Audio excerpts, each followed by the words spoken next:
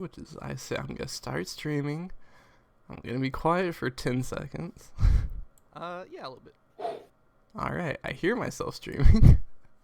And we get started. Hello, ladies and gentlemen. Welcome to MHATYTTPAST episode. I think it's episode 9, actually. Yeah, 9. Episode 9. I know, we have 3 episodes left and the finale, and we're done. I'll have free time again. Man. No. But the audience love us so much they want season 2. I mean season 3. I'll take that straw poll when all's said and done. All right. Since the people that watch this, the people that watch these videos don't play this game, but I'm confident the only people watching these videos play this game. Exactly. I thought you meant Mises Mastermind. No. What are you talking about? There's that swell commentator, Tyler McInty. Yeah, that first note that no. Totally isn't me. Nope. But the Discord has been lighting up. Everybody's very upset at Chad. Yep. That's going down. They've planned to like gank him in real life and jump him in the streets. Everybody can thank me because he's my NPC. Yep. No, S-Talk, you're fine. S-Talk has made the greatest contribution to this campaign. Just because S-Talk's a superhero does not mean that he should be like this. S-Talk is like, I will sacrifice myself if it means no one else must be. And everyone else is like, nah, we're gonna sacrifice Chad. I would like to He quote deserves to be hung. a line from Chad's personality that Teddy provided me. Rubs quite a few others the wrong way. So I like to think I've accomplished the mission. You've done an excellent job. Yeah. Alright, so last week was a short week, just packed with action. Our boys were cleaning out the cellar for Bindi Watanabe. Is that right? No, it's Jen Watanabe. This is my mistake for naming these people this. It's Jen Watanabe, but the owner of the community center is Bindi Takamaki. My bad. They cleaned out the basement for her, and they were attacked by Soga Hisashi. He was live streaming it. They headbutted him through a box and knocked him out. Bindi was very upset because she was sure that heroes would bring violence to her community center, and lo and behold, they did. And our heroes decided that the best defense against this was by throwing the fact that she used to like heroes in her face, which she also did not take kindly to, and threw them out. Also, Addie went on a date. I turned Australian. Oh my god, Sleuth! He's possessing me from beyond the grave. Addie went on a date with Piper, who was behaving strangely. They kissed, and then after the GM hand-waving some details, Addie looked around a corner and she saw that Piper shape-shift into Chad. Yuck. Addie went aggro, attacked Chadwick, and Elise. Deleted the photos, and Chad bamped out of there with his partners in crime. After which, Addie very reasonably wanted to teleport straight home, but I said, no, go into this dark alley. And as if she was commanded by God, she did, and was paralyzed for it. Gosh, that sounds worse. Say like that. Just like when God told Abraham to sacrifice his son, she went through with it. But unlike God, I did not. It was not a psych out. It was just bad. As Talk and Vibrance came in, though, they finally took Phoenix Academy's, their motto of teamwork, their credo of teamwork to heart. They unlocked the tag team Victorious Bypass. One person fought very well. The other person didn't roll above an 8 the entire fight. Very unfortunate. Joking. But they managed to beat Tingo Brother Yellow, so they're both behind bars now. And they took Addie to the hospital where Fox Mulder had to break the bad news. Dr. Fox Mulder. He finally upgraded that. Oh my god, I'm doing that breathing thing again. I have to I'm gonna sit at my desk like a news reporter. Have some good posture for once. He upgraded that master's degree, finally got the doctorate. Way to go. But his degree's in psychology, so we're not really sure why he's doing spinal surgery. He had to break the news that Addie was paralyzed and she would never walk again. There's no science that exists. It's over. Yeah. However, they put their hopes in the brave NPC, Doc, and they convinced him that he could, in fact, heal. And so, Doc has spent the intervening week studying up on back surgery, and he's gonna do it. There we go. And with that, we have our anime intro. Very cool. I like S-Talk's new power. Which one? First of all, I like the enhanced will for controlling effects. That seems very handy. But I like the fainting folds. Thank you. And fainting folds sounds like an item you get when you kill a succubus in World of Warcraft. Alright, so today we open up on boop boop. We are in a gymnasium. We're in the training room. We have some mats set out, and an audience is gathered in the auditorium, in the stands. What are they called? Stands? Bleachers? Yeah. Bleachers. Yeah. Students are in the bleachers as Phoenix Academy is having their quote-unquote fencing competition, which instead of being a tournament like fencing, it's an all-out brawl. Unlike no one's ever. Guard. Yeah. There's never been an all battle royale fencing competition before. Phoenix Academy is the first one. But all the characters passionate about all things pointy are, of course, here, including the flawless hero, S-Talk. Thank you. Or as we discovered last session, Jules. Oh. What a awakening. Yeah, the first. Yeah, it's like Persona. You when you awaken your second degree Persona, it's just you find out his real name.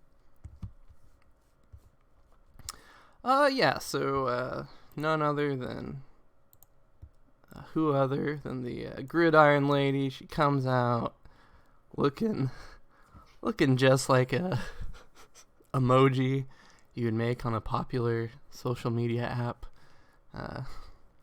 Kabuki. Yeah, sure, Kabuki. Repurposed the 200-year-old app. Yeah. We want to take a bet that everybody's going to gang up on Chad. That'd be a smart plan. Chad seems strong. Yeah, but everybody comes out. Good Iron Lady. She's like, oh my god, S-Talk's making a beeline.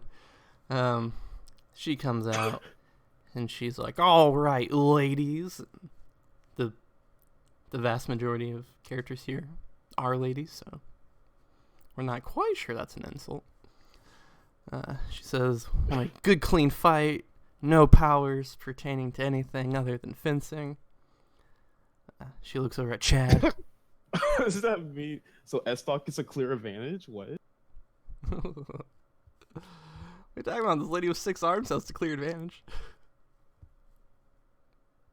Yeah, this is all about swordsmanship. She lays down the rules. Don't kill anybody. Again, she looks at Chad. Chad's like, I've never killed a person. Angel also has a sword. Angel does have a sword. That's why they're all there. Now that I realize. All right. Anything you guys want to say to your competition before we get started? Let's have a good, clean fight. Yeah.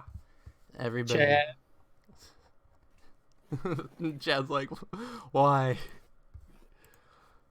Why the Chad hate? Whoa. Okay. I realize the error of my ways now. Says the GM, not Chad. Alright, Chad being weighed down by just a barrage of verbal abuse starts sluggishly.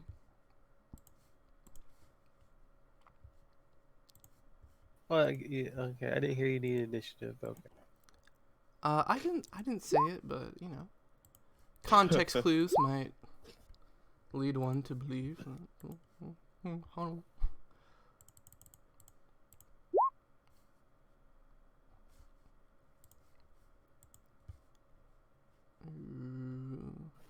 a fool. 5 NPCs. Oh my god, where is she? For some reason, I have like a blind spot for Elise's character sheet. I always fumble around for it for like way too long. Alright, that's everybody? That's everybody. Great job, Chris. Thank you, Chris. S-Talk, what's your initiative bonus? 12. Oh, well, I can only assume you're going to go before her. Alright, good. Chad last. Oh, Chad.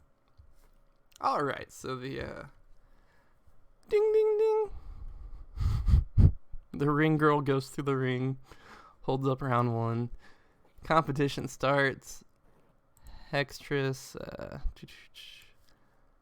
goes exactly for the person she knows the biggest threat. Charges forward at S-Talk. Oh, and she might literally charge as I look up what the charge rules are. I think it's double movement. With a -2 to her attack, right? Yeah, something like that.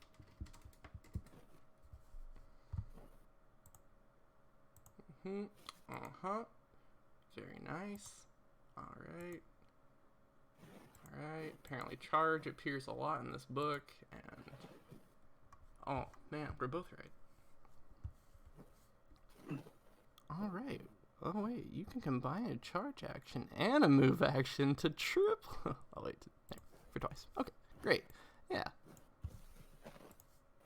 It'd be really embarrassing. Oh, perfect. If you were like 1 square safe. Yay. So she rushes at S-Talk, 6 arms, grip tight, as I look at her sheet. Great, great, very nice. Improved grab would be handy. Alright, awesome.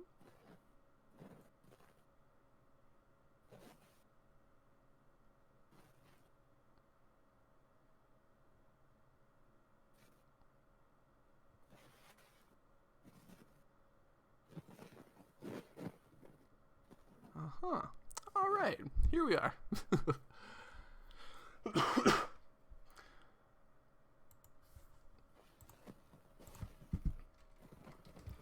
I will roll what I believe this character sheet's telling me to roll. You know what? Why not? She'll do an all-out attack. Of course. She flies at S-Talk with her rapier, but S-Talk, being the perfect hero, very coolly disarms her. No problem. Rapier goes flying into the audience. Yay. People scream in terror. Yeah. Angel comes in on Chad, whiffs, goes to S-Talk. Huh, okay.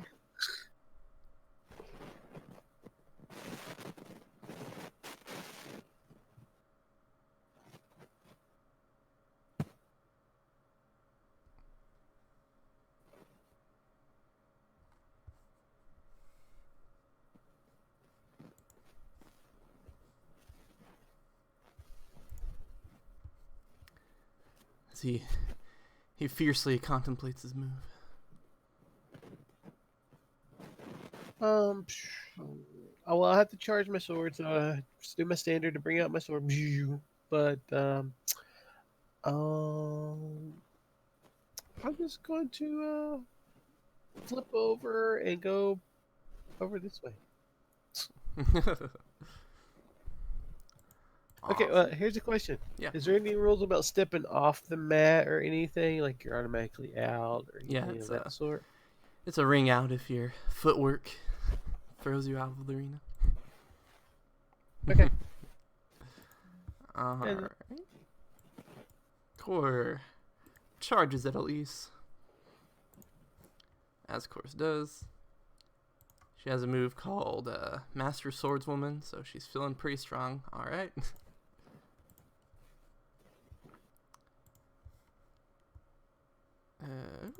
Elise rolls her toughness. Oh, she does it. Alright. Core charges forward with a katana, as we're all like, wait, this is fencing. But Elise manages to take the hit, and she returns it with her. 1 second.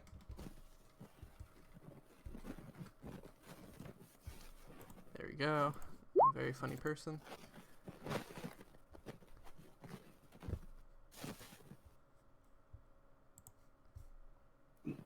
That does hit Cora's parry, so she's gonna roll toughness against that. Tanks it, no problem. These two, Gosh, we got like a real sword fight over here. yeah, perfectly matched as the two of them do it. So Angel like flew in at Chad with her sword, her celestial sword raised. Chad, the man, as she comes in, he sidesteps her, throws an arm under her shoulder, and starts to like spin her around. And she's like, ah!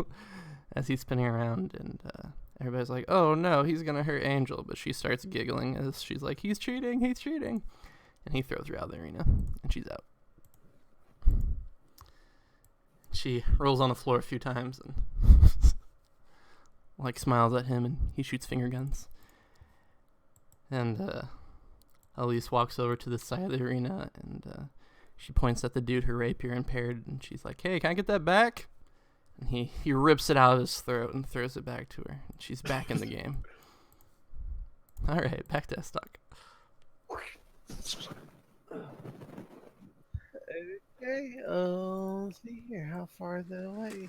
Oh, that's alright. I will charge El Chat.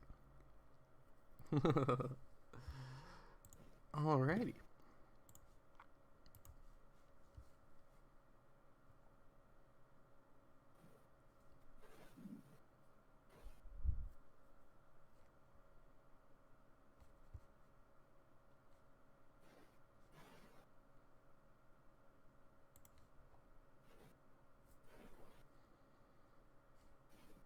Alright, a 15 does miss Chad. As he coolly dodges out of the way. Alright. Excellent smack talk. Goes to Core. She hi-yas. That does hit. Elise's hi-ya. Elise will roll her toughness. She does it. She counters with a sword. Misses completely. They're at a standstill. Golden Boy Chad, he laughs as he dodges S-Talk's blade. He's like, "Oh, it finally decided to get serious, huh?" And he spends his turn activating S-Talk's sword, and also activating Angel's celestial sword. He's dual wielding. The man's out of control. Hextress is just so insulted that her opponent turned her back on her.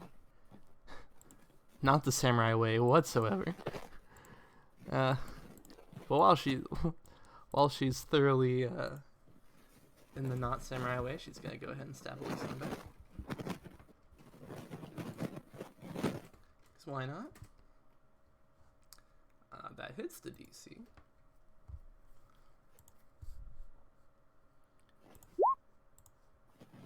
Alright, and that's Elise gets tagged and she's out of there.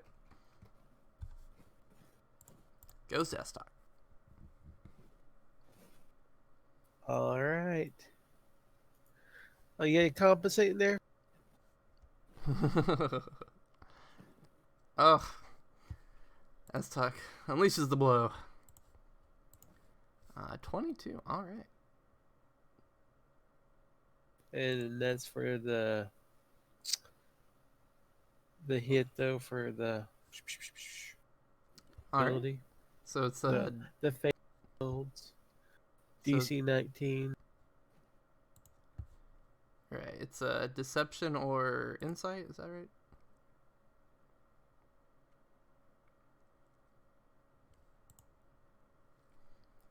For the feint.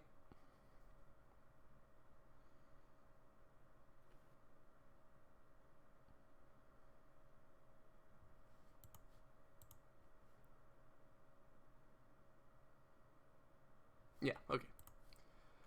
I found it myself, Teddy. Alright, so he is vulnerable.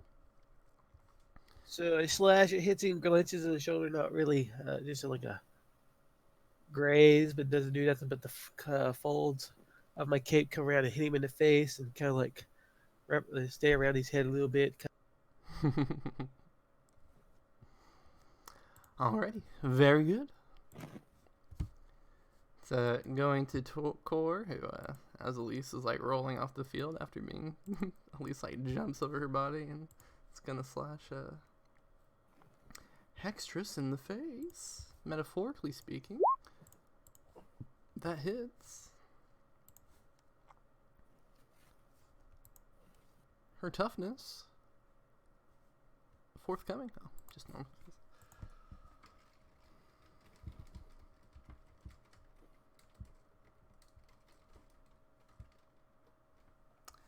Oh, her face is strong as steel. She effortlessly just tanks the hit with her sword. Goes to Chad.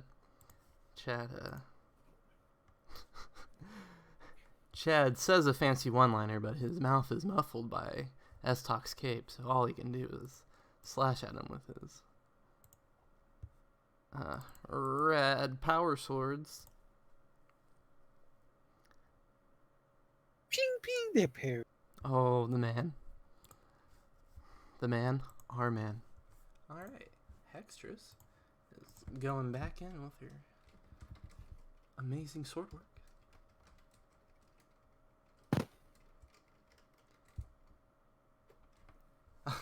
And by amazing, I mean Core parries the rapier. The guy in the stands like, all right, I got the bleeding to stop. Excellent. And lo and behold, another rapier just flies into him. He's like, no, why? He gets pinned to the bleacher. It's horrible. Goes back to S-Talk. Now with the vulnerable Chad, I will hope. Just really nail this critical hit. Alright, not looking good. Let's see. He's vulnerable. He gets half of his active defense. That'd be a 16. So yes, a 13 does Dang. miss. Chat lastly rips the cape off his face. We're gonna say that Core pretty easily just manages to smack Hextress out of there, seeing that she has no sword. Alright, Chad rips the cape off his face. He's like, okay, now it's time. And he slashes at the man, the myth, the legend. That By how many degrees? is it my sword? Oh, it is your sword, so that's actually a crit. So Well, that would be critical, so 27. sweet. Because I have improved crit. Alright, awesome. So if you'd roll that toughness. Alright, that's I'll use tight plan. Alright. That's just a daze. No, it's not. That's just 1 degree. My bad. Yep. Okay, goes to S-Talk. Oh my god. I knew you were gonna get a crit. I was like, that's not a crit. This is a crit. Alright, Golly. here goes Chad. So it's a 27, so yeah. Alright, Chad takes a wound. That was you. There can only be one. He's like, dude, that's such an old movie. Why are you quoting that? Alright. I look at her sheet to see if she has some sort of... oh, she can travel 60 feet of thing, so she just goes ahead and is going to stab S-Talk in the back. How unsportsmanlike. Harry. Misses, stabs Chad in the heart. He's dead. The crowd goes wild. Chad says, hey, this is a private bout. And he spins around S-Talk. If only S-Talk had some type of reflex, so you could just like parry with his cape, like just throw it right into it. He actually does. He has a... That Immune requires thing. training. Eventually, that's gonna happen. He does the thing that Mario does in Smash Bros. And turns him around and does it. Yes. How? That'd be hilarious. Like, I'm gonna attack you, just turns him around off the stage, like. So Chad spins around S-Talk, knocks out Core, literally knocks her out of the arena. He gets his 2 blades ready, and he's like, alright, finally. I get to face you at your full power. No more holding back or distractions. Let's go! And go.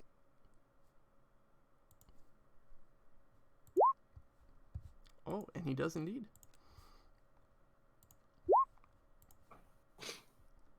Alright, he whiffs. He gets the staggered. He was... Then, as he like stab him, kind of like through the midsection, the cape comes around with the other arm and whaps him in the face again, just to keep him distracted. Okay. Alright, that's a 12, but he is now vulnerable once more. Goes back again, and Chad lets out a roar, and he's gonna use extraordinary effort to really give it to S-Talk. And by really give it to S-Talk, I mean he's fighting as well as anybody who has 2 swords fights and just... Does S-Talk have like one hand behind his back while he's deflecting these? Yes, I do. Handling all of our emotions. Alrighty.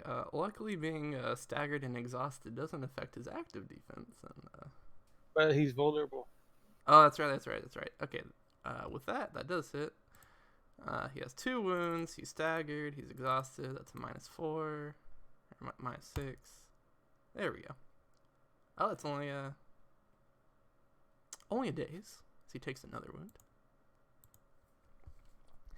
Oh, the cape did not work this time, but I am going to extra effort to attack him.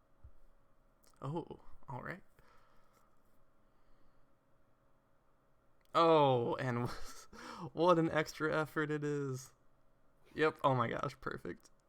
So, fair and square. Please tell us how you defeat the Chad. So standing there with one arm behind my back, like in the ultimate fencer pose, like parry all the attacks of Chaz Barrage, then like knock both swords out of the way, then just stab him through the midsection with the sword. That little burn mark comes upon his skin, but it's not really slashing, but penetrates and burns. And he goes, ah, and then he falls backwards. Sweet. And then I go up to him and I like cut his head off and You can only be one. stop, Stock, stop. You're not a gun. Sweet. Let's put skull and crossbones to signify that he is without a head. Gridiron Lady, she's like, all right. And she comes over. She smacks S-Talk on the back of the back. My bad. I'll do better next time. Does great. She's like, congratulations. She grabs your wrist, holds it above her head. Which I think she's like 7 feet tall, so she's 6'8", so she lifts you off the ground, so she. Oh gosh. And she presents you with the trophy, the 2,249 or 50 fencer of the year trophy. Congratulations, S-Talk. Wear this badge with pride. Thank you. Usually not that many. Go ahead. I'll walk over to Chad as he's boning there and pay. It's like, you need to not be so dastardly with your pranks next time. And his as he's smoldering, his head falls back on the mat. Done for the day. Alrighty. Excellent work. Tacular. Huh? No? Alright. I'll workshop it. With that, we have Vibrance and S-Talk there going through the hallway of the hospital to go visit their good friend Addie Callahan, who you may remember was paralyzed last week. It was kind of a minor detail, so I don't know if you guys recall, but there we go.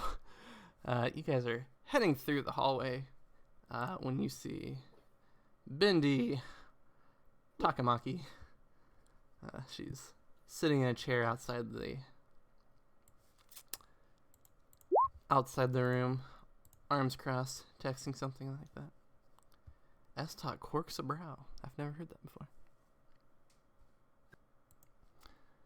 And she sees you guys approach and she gives you a sup head nod. What are you doing here, Bindi? Lance, Alice, and Marie wanted to stop by and give Addie well wishes, and they asked me to drive them, so I did. That's not nice of you. Vibrant says, ready for the other shoe to drop, as she puts a Sour Patch Kid in her mouth, and she's like, sorry your friend had to learn the consequences of acting like a hero.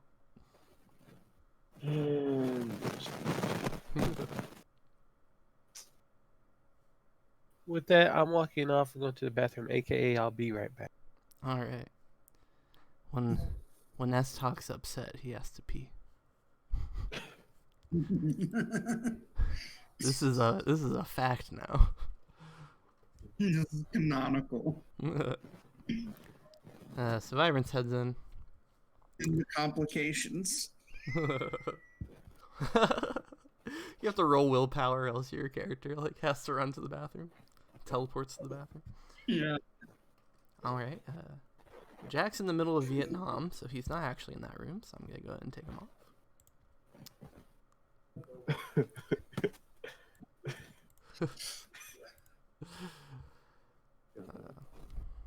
The boy and the girls. Lance, Alice, and Marie, they're there. They've been talking to Addie. They've been like, but on the real though, Flashbang went to smoke pot with those kids, and we haven't seen them since. Literally not a word. Actually, one of them. Yeah. Vibrance is like, you know what? Being a hero is overrated. What about the guy who got him to school? Yeah, his girlfriend's probably here. He's like, no, I can't face her, and he makes the character decision to never show up again. Very, very bold move on his part, gotta say. Okay. So they're there talking to Addie, wishing her well. They're not really her friends, but a member of S-Talk's squad got hurt, so they're willing to come by, pay their respects. She was trying to clean up the neighborhood, one date at a time.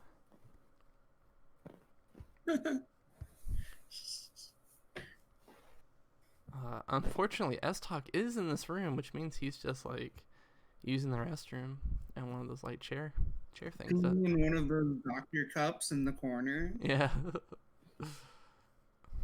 Man, what layers we've added to this character now. So yeah, with that, Vibrance comes in. Take it from there.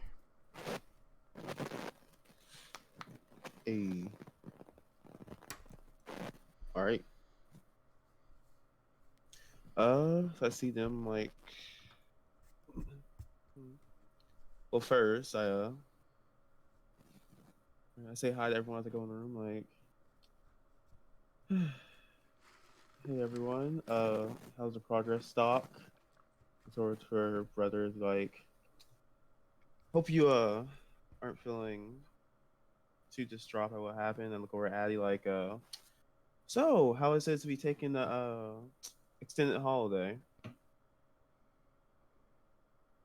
Oh, it kind of sucks. They don't even have Netflix here. They get like 5 channels. Of course they don't have. Wait, of course they don't have Netflix. Netflix ended in like 2020. Everybody knows that Disney Plus. Yeah. Remember when Comcast destroyed Netflix in the Great War? Well, they don't have any streaming service. The only channels that they get are the Discovery Channel, the History Channel, and 3 cooking channels. Ooh, cooking channels. They're not even the good ones. There's no Kitchen Nightmares or nothing. It's like actual cooking. When I'm on vacation, I always watch the Food Network.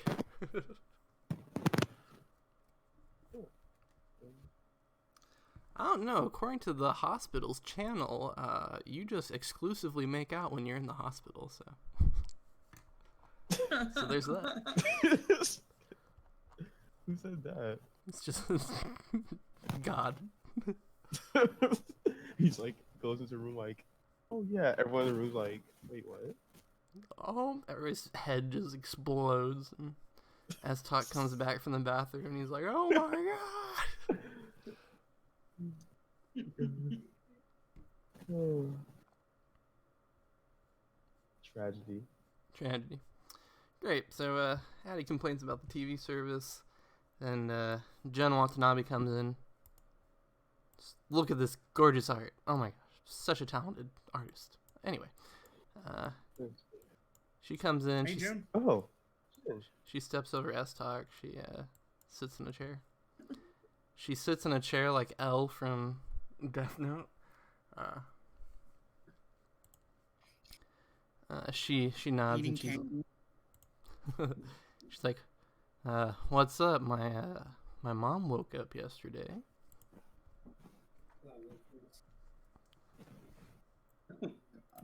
That's Alright. good. Yeah. How's she holding up? How's she doing? Oh my gosh. Well, much better than when we were confident she was gonna die. Gotta say. Thank you very much for paying for our bills. I really appreciate it. Problem. I feel like the hospital should just set up a tab for you. And all right, that was in bad taste. I'm sorry. More importantly, my lawyer's finally. Oh, guys. You know, I mean, I'd be walking right now, but I'm the only person on the island with the skill to actually operate on me. So, There's on Friends, Joey's like on a hospital sitcom, and that's like how they get rid of his like doctor characters. He like falls down an elevator shaft, and they're like, the only doctor skilled enough was him. Anyway, The irony. she's like, right, sorry, I'm not good with people. So, not more importantly, anyway, my lawyer said I can finally talk to you guys. good. And I now have immunity. I can kill anybody I want. That was a joke. So she slumps down in her chair and she's like, so what do you guys want to know?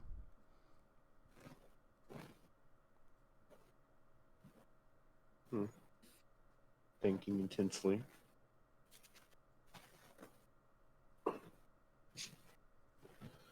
Well, I'm glad at least someone's prepared to leave the hospital soon. I Put the don't. hit on me.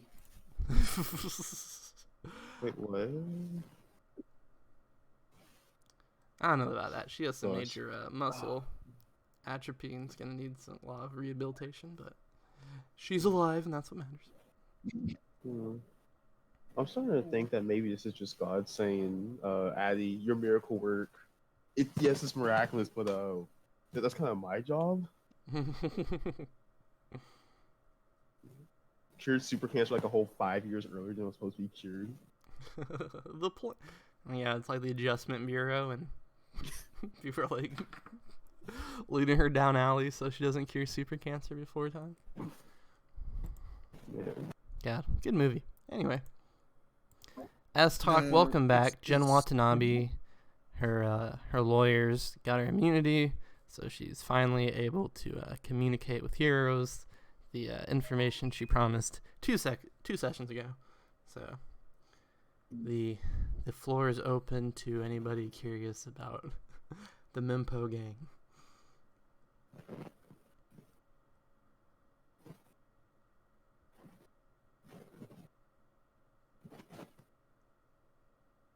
So, is there a ringleader in all this? I ask her. Gotcha. At this point, Lance, Alice, and Marie, who have not said one word through my voice, but have been talking actively in the background, they're like, this seems too important for us to be in the room. Goodbye. Get better. They all fist bump as talk as they go by. And they're like, they PUMP the brakes, and they're like, hey, S talk, by the way. They look to the left, look to the right. They lean in. And they're like, so, we'll say this is Marie. Our girl Marie. She leans in. She's like, by the way, the prom that you guys were helping us out with before Bindi kicked you out? Right, you remember? Yes. All right, excellent.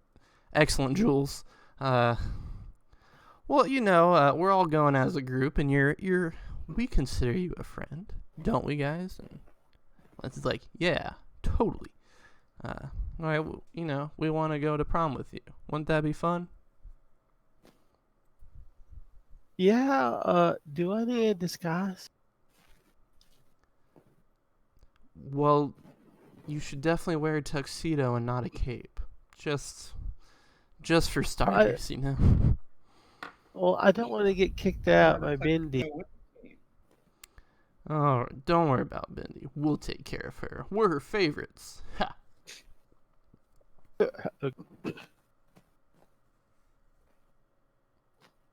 When They say the date, and it's like a month before the semester's going to end.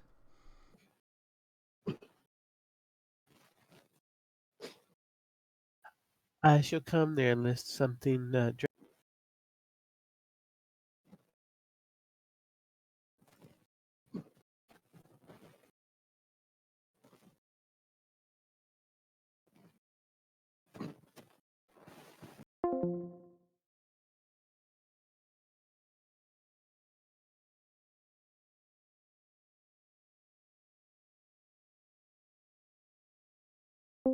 Disappeared. Aha. Ew.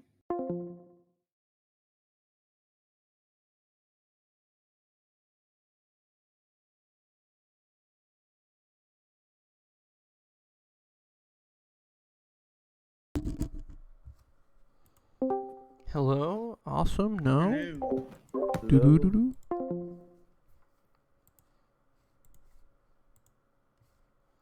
Let's see. Okay. Hello. Okay. Awesome. Sweet. S-Talk accepts the invitation. They give him a fist bump. And they head on out. excellent. Alright. S-Talk's going to prom. S-Talk's going to prom. He's got 3 dates.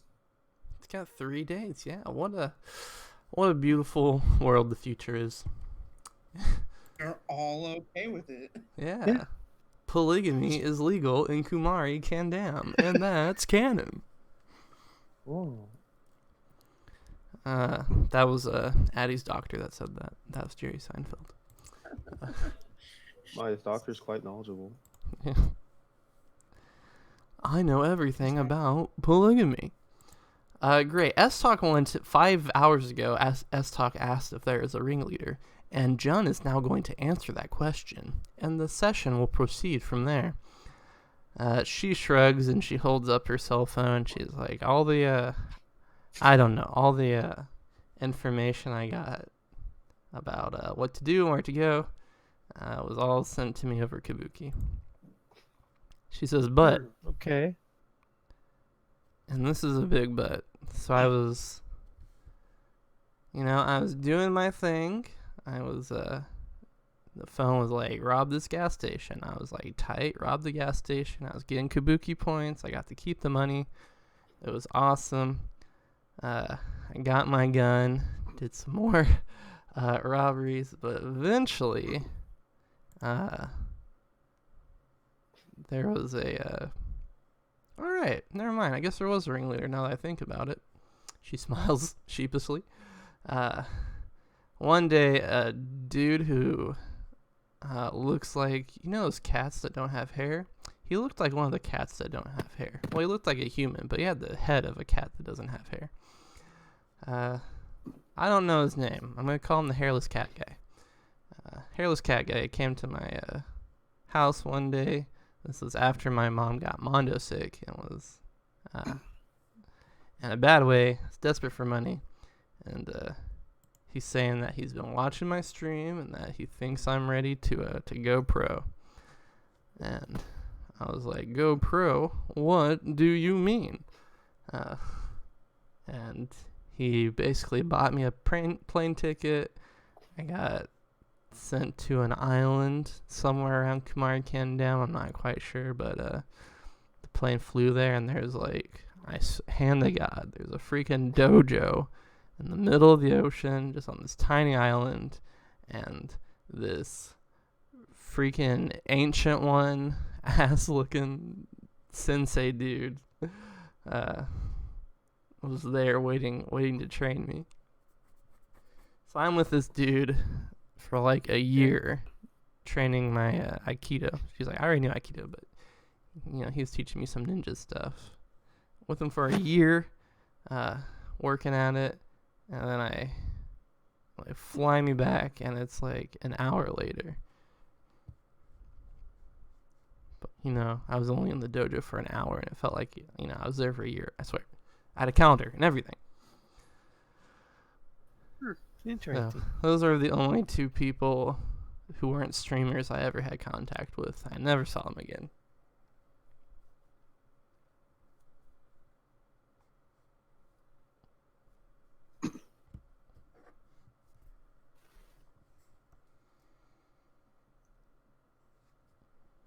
Like, did you like teleport to the island, or did you go on a ship or a plane? There's a private propeller plane that flew me. Where did it fly out from? Flew from the airport, like all planes. Yeah, basically that.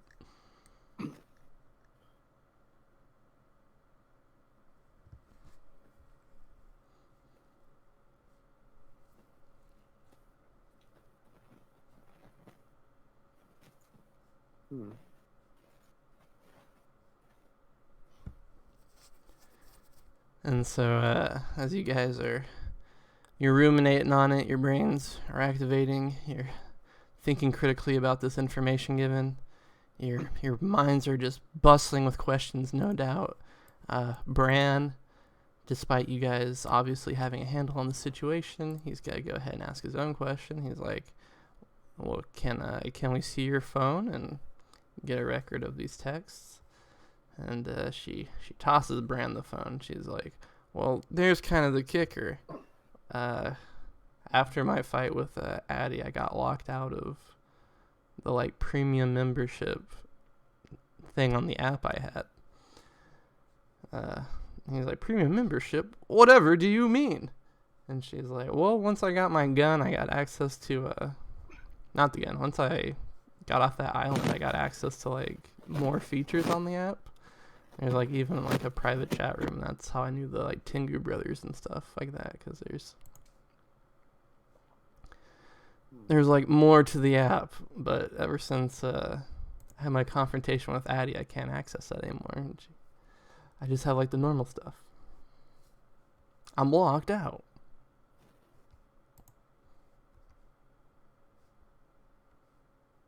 I'm sure one of our more. And Bran looks at S-Talk angrily, and he says, were you about to suggest that there's someone at this school more technologically savvy than me? Because that's what it sounded like. Oh, I mean, there's Mom, but that's about it. Yeah, but she's MIA. I mean, I did hack your super suit. You got a crit. Yeah. You got lucky. You just happened to find the right code. He's still gonna... I knew the code was Dogs Rock.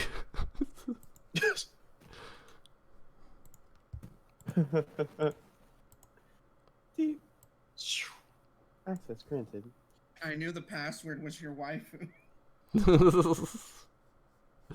Oh my gosh. Who would it be? Uravity. Anyway. Yeah, he's like, don't worry, John, if your phone had access to it at some point. And he's like, I'm sure I can get what you're saying. do something. Yeah. He takes out his laptop and hooks it up to the phone. He starts boop, boop, boop, boop, doing stuff with that. And Jen's like, any more questions for me?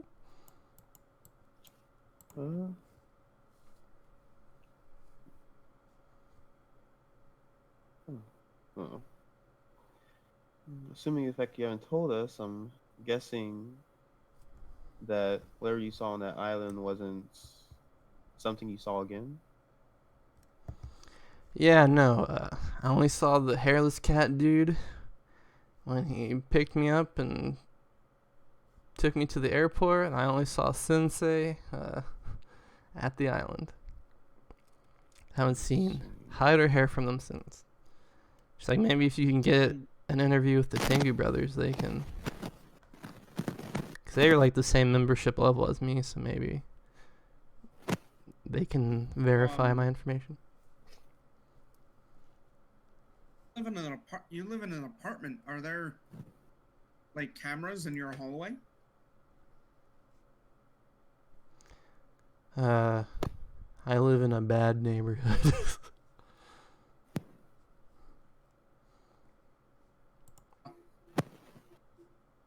It was a long shot.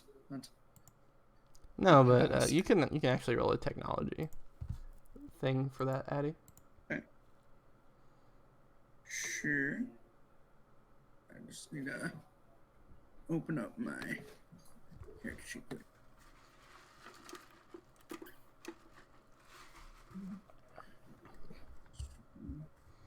we go.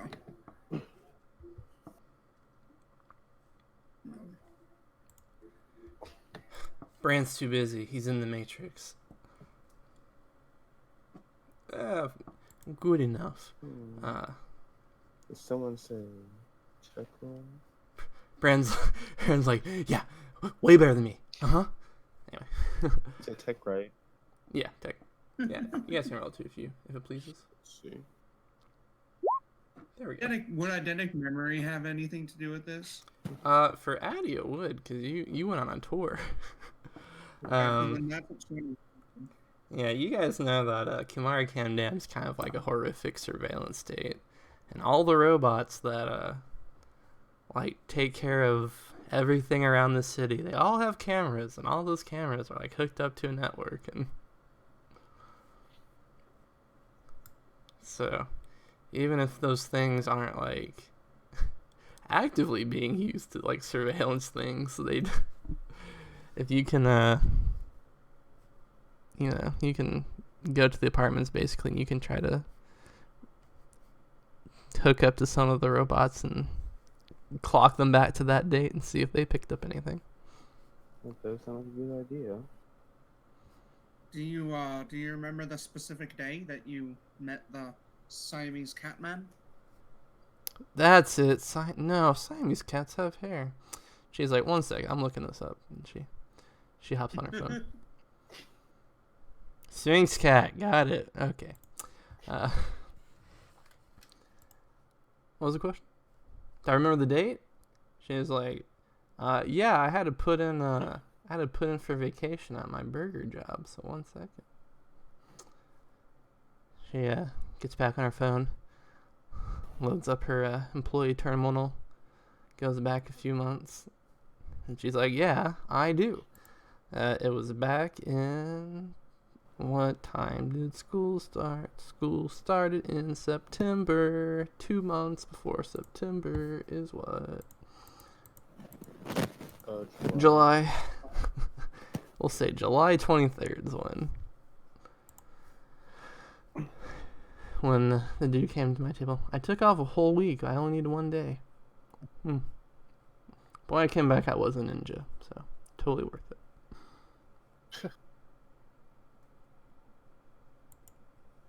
Alright.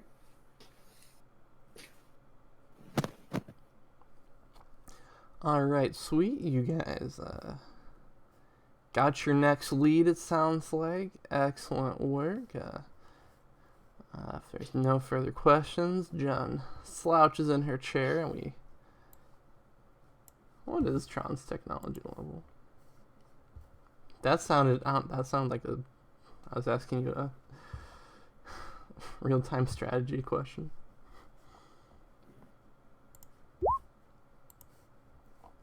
Fuck? What is this? He's got 14. I can only roll 16s from now on. Yeah. Gosh, are you trying to do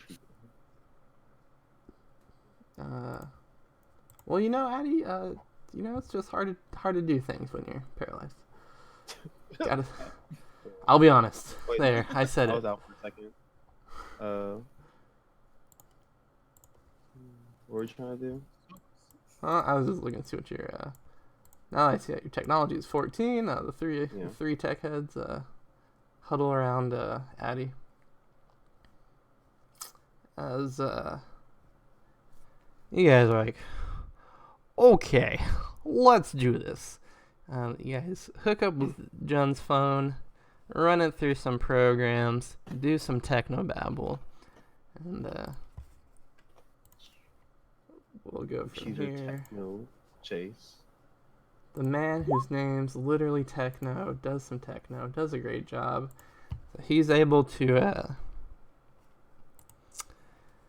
basically on the laptop, he's able to like access some of the programs that were left behind by the program was on her phone. It deleted itself, but that information's still technically on the hard drive. So he's able to access some of the information. And so he's going through some of it, and he takes a moment. And he's like, "Man, this all seems really familiar." As he starts looking through these files, and he shakes himself of it, and dives further in. So he gets inside, and so he's like, "Okay." He taps the computer, looks at Addie, looks at Trons, because they both totally know what he's talking about. Before I completely discount S-Talk, the flawless hero, let me just check his technology. 5, okay. You're over here. You're talking to Jen. You're interviewing Jen a little bit more. So he's definitely not my forte. So I was just letting the brain kids do this. You hit stuff hard. So he's like, so we're able to access an incomplete version of the program. He says as he not able to restore Jen's information, so that's lost. However, we are in the program now, in some the administration area. But he says, if we can manage to catch get a phone that is fully activated, that hasn't been deleted off of it yet, we may be able to I can stop it from, if I can get to it, I can stop it from deleting itself, and then we'll have full access to the app, and we'll be able to find out who all the streamers are that are working for Mimpo, and just roll everybody up real quick. You'll just take out her phone and go on to Soga's live stream that's presumably always on, even when he's asleep. No, Soga got arrested. Oh, he did? Yeah. Okay. Well, I mean, she wouldn't know that. I wouldn't know that. They're streaming him in prison. What's up, guys? Having my meal. People over here how is this guy? Let me give you the tour. That's the toilet. That's the bed. That big guy over there is my new roommate. But you know what? You can actually do an investigation while you're looking for Soga's stream. He's like, "What's happened?"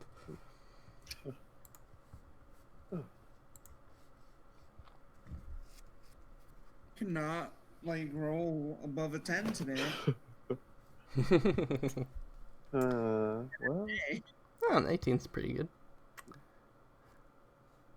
So Addie gets on stream, and she's like, "Wait a second, Soga's been arrested?" And you're looking through the discussions on his page and everything, and our two heroes also know this because it's been kind of a big thing.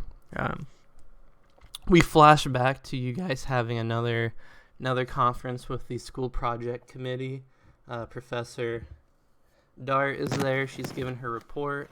You guys know that Mimpo has like slowed down significantly in the weeks that Phoenix Academy has tackled them.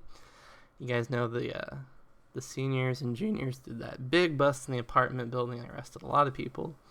And since then, crime has almost slowed to a stop. As from like any major thing, some streamers are like still doing stuff, but they're streaming it, so they're getting picked up as well. So things have like slowed down. So you guys have like scared Mimpo, and however, a really big thing is that Soga, he got picked up by the police, and while he was in transport to to jail, so to await trial, or talk to a lawyer, to be charged, to be processed. I have a law degree. I can do it. As they were doing that, his police car was actually attacked by a wolf-like creature, and Soga was taken away. And this represents the only time a member of Mimpo has ever like had someone look out for them. Usually if people get captured, they're like, well, they're on their own. Which is kind of the point of like using disposable teenagers as your pawns. But Soga, for some... Yes, Mr. Teddy? Question. Go ahead. What was that secret group that we had some interaction with again? What was their name? They were Gremlin? What now? Gremlin? Gremlin? Okay. Yeah. I just wondered, like, if it's And connected. the only person we know, like, name-wise from there is Hound. Okay. That's where I was getting the feeling. Oh, you're thinking wolf. Okay. Yeah. Yeah, so that's the only time a member of Mimpo's like ever been rescued from the police. And so they're like, okay. So currently the junior and senior classes are tracking down this wolf and Soga, because they're like, okay, that's a big divergence in the case. That means Soga and this wolf are like important to the structure somehow. And so they're focusing on that. Addie got paralyzed, so they're kind of like, freshmen, keep on doing your Hearts and Mind campaign. Keep getting invited to proms. It's working well. The community's accepting you guys, so keep on that. So they're pursuing this current goal. So that's what Addie learns when she looks up Soga. But more importantly, the point that your brother Brannigan makes is he's like, well, we actually need a member that is. He points at Jun. He says Jun's level, because Soga. So you guys remember Soga was talking about how he wanted to be a ninja. So he was like a wannabe. He was not at Jun's level.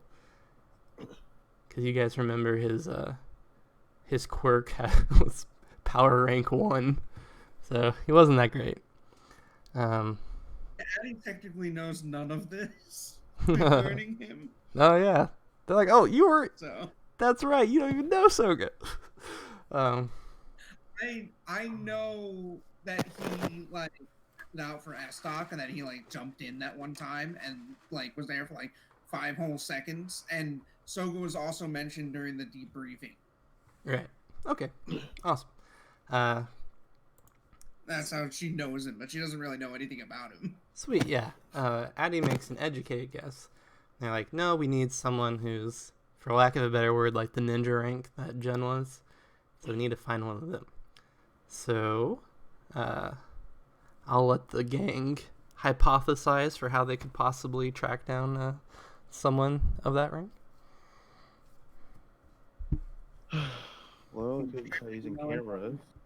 That rank? Of your rank? Whatever? Uh, Like, I know could you knew the Tangers. Did you know anyone else? She's like, yeah, there's a whole, like, squad of, like, ninja girls, basically, that hang out with each other. I had their information on my, she points towards I had my information on the phone, but, obviously I'm locked out of that part. And you guys are like, well, if Brannigan can recover some data from the phone, maybe we can get a hold of some of Jen's old contacts. So maybe a technology roll of 20 might help you guys out with that. Do we want to do like a team check? We're all hacking with this. I'll bring out. Yeah, that sounds good. I will assist. It's like, make sure you dot the I's and... Thank you, S-Talk. Alright, so, which one of yous is... Oh my god. S-Talk does it by That's himself. just it. That's it. It's It's like, like- oh, there it it's is, like- guys. Push that. Need help, and he like No, pushes you hero. over. He just like does it by himself. Yeah. Addy, It's like- stop. It's like over the shoulder. It's like, you gotta do that. Gotta move that over there and go back there. No. And Addy's like, don't worry, I can help. Fires a shadow bolt, knocks the phone away. Over his shoulder and sees that it's the pipe mini game from BioShock. It's like, oh, I love this game. Yeah, okay, somehow we get Freaky Friday and S-Talk just blows away this technology roll while Addie's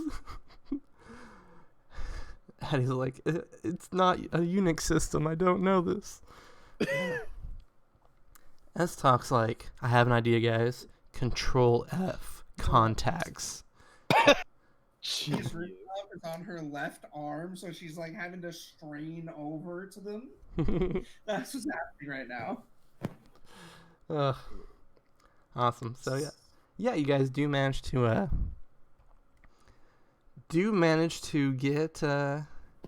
get access to some of her contacts, and you're looking through some of them, and you find a promising lead. You'd say you find a girl named Top, and you guys are like, if we can get a hold of her phone, get Brannigan on it to stop it from like deleting the app, like anti-weasel like program it has on, then we have access to every streamer who's like a top ranking member. And that's good business. That's just good business. Has she...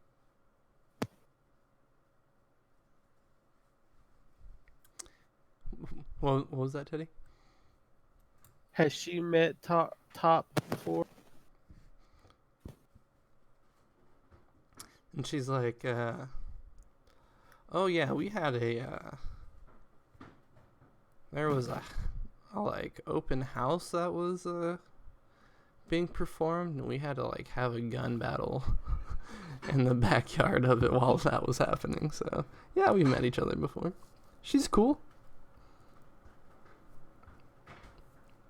She can bounce bullets off of solid objects.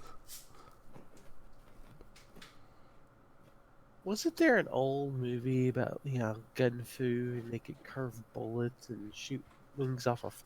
Yeah, that's what the training was. It was 1 year of watching that movie. Crazy.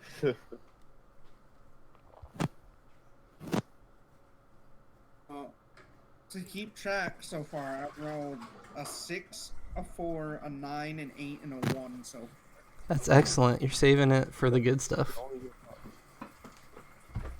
I'm saving it all for surviving the surgery. That's right. All these toughness checks. You're going to make it. So, do we just want to call her out? It's like, we challenge Top to, a chat, like a battle or something? That Or just kind of do the investigation? would be awesome. I love the idea. Let's do that idea. Let's go. Sweet. So, Vibrance takes out his phone. He calls Minho Lee. And he's like, Minho, we need you to organize a battle. And Minho Lee is like, this is why I was born. he gets up on the social meds. He takes the information on Tops and manages to arrange a neutral location for you guys to duke it out. So you guys, of course, have the street cred of taking out both Tengu brothers. So We're just looking to add another person to our repertoire. it's gonna be worth a lot of kabuki points if she gets you. A lot of views. Great.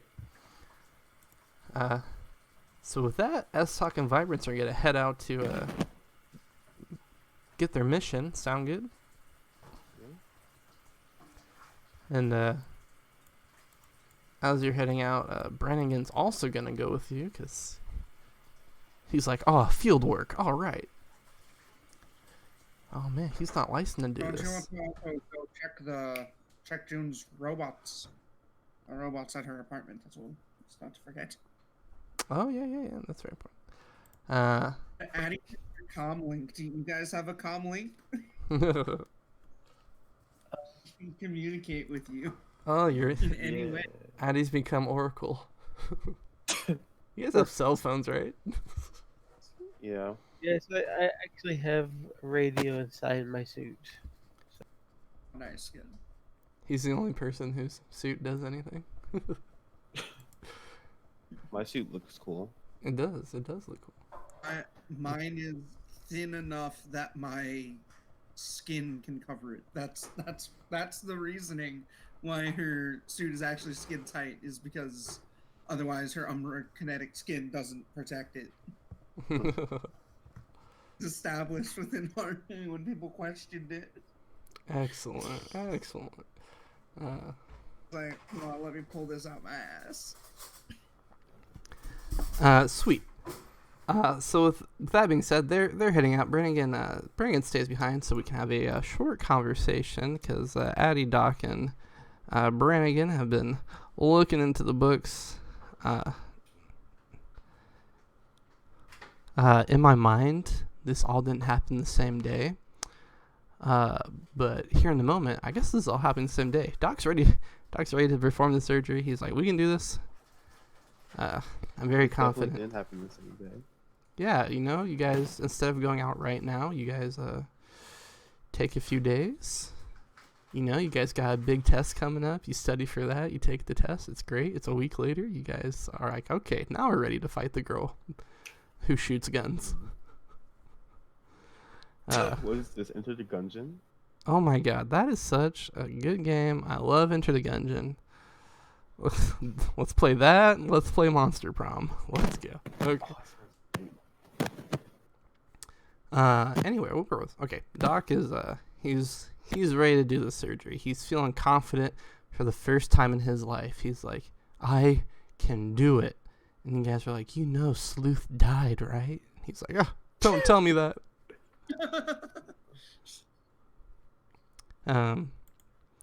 So while he's doing, he's I'm feeling very good about it.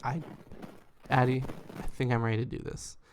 Brannigan, on the other hand, with a big, thick Irish accent, he's like, Addie, I'm not sure. I've been reading the same books that Doc's been reading, and despite what Kodiak says, I don't see a way for the surgery to succeed. And Addie, you can make a treatment roll as well.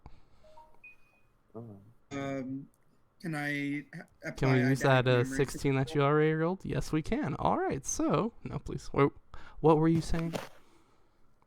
I was asking if I could apply my eidetic memory because I haven't rolled yet.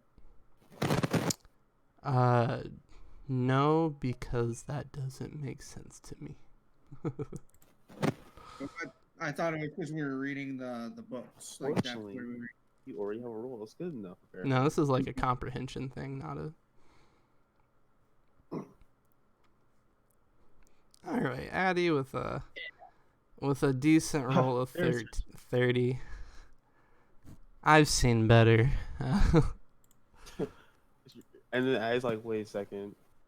I actually can cure. Wait, I just thought myself into well-being. Oh, geez, the power of positive thinking. She flies out the door. She's like, oh wait, my leg was just asleep this whole time. I'm fine.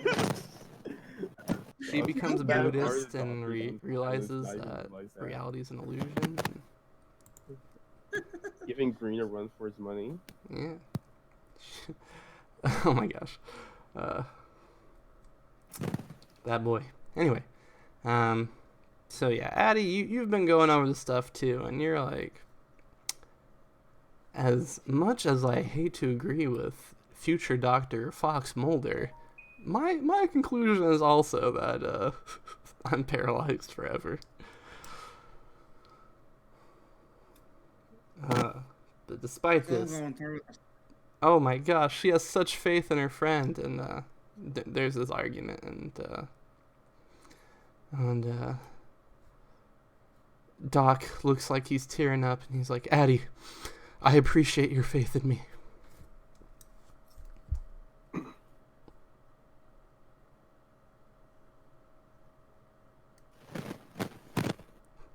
And Addie stoically looks out the window as he says this. Alrighty.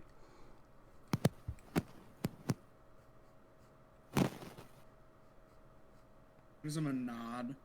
Like, a determined nod. For Addie knows that Doc has a healing power that is worth like 100 points, so he must be good at healing somehow. Great.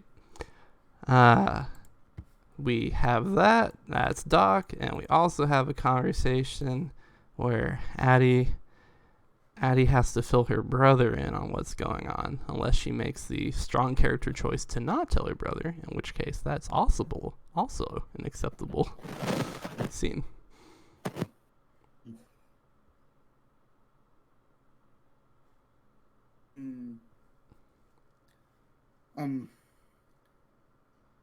Ron, I know that you're probably wondering why I was in a dark alleyway when I was attacked. You know, you're smart. I mean, if Tron's put two and two together, I'm sure that you did already. I am smarter than Trons, yes, thank you.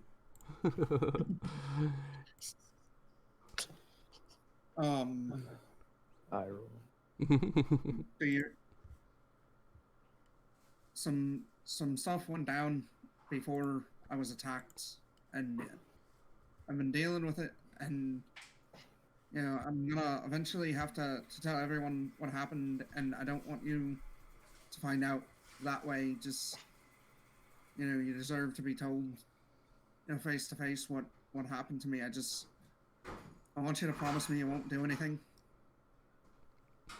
He's like, whoa, is it that serious? What's up? I promise, by the way.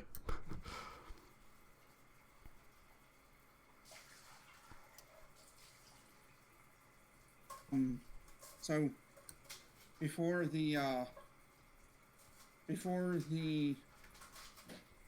attack, I was on a date with my girlfriend. Very hot. Go on. Oh, I mean,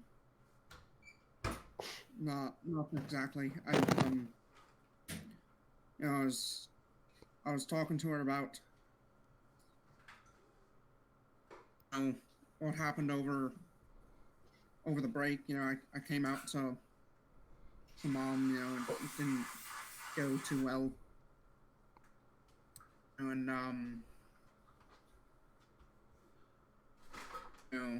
she comforted me, and we kissed, but it didn't feel right. She stepped out for a moment, and then I've been having these new powers and stuff. Like, feel, which I could tell something was off. And I stepped outside, and it was Chad. He shape shifted into her, and there was Chadwick and Elise were there. They're taking pictures to house me and everything like that. She's like fighting tears as she is telling him this. And he's goes through a few emotions. He makes a emotional face journey as you're telling the story, and he's like, "What? Shit!" And he rubs his chin for a second. He's like, "Chad did that, really?"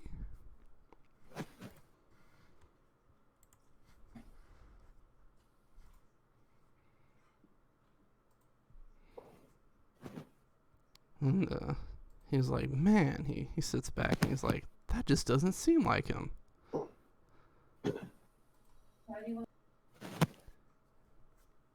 And I don't know.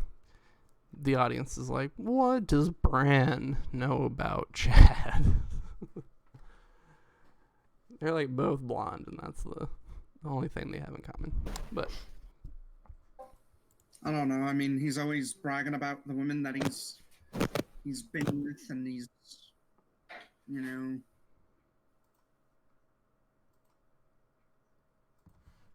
No, it's.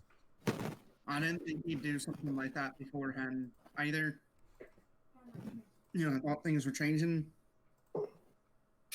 between us. You know, like things were getting better. Seemed to be learning and growing, but then he goes and pulls something like that. Assaults me. You know. yeah, I can't. That's crazy. Very disappointing in him. He got kicked out for being.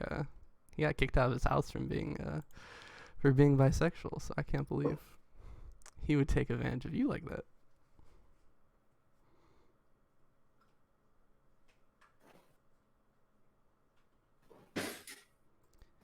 He's like, "I'm gonna have a very strongly worded conversation with Chad when this is all over."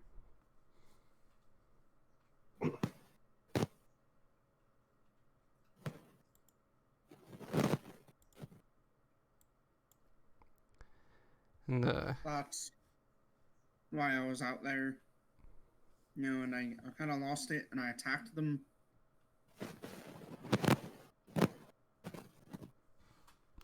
he's like, "Whoa, you attacked people that didn't have a a hero's license on them?" Actually assaulted me, Brian, and then tried to out me by showing the pictures to everyone. He's like, "I don't know. They're still pretty touchy about that." He holds up his hand. He's like, "Hey, I wasn't there. I'm not gonna judge. We'll just have to see what becomes of that part of the story."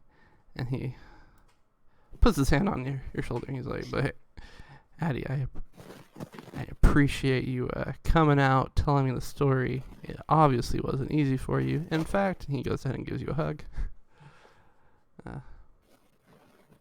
I'll get him back tightly. And he's like, "I'm just gonna have to hack Chad's account again." Some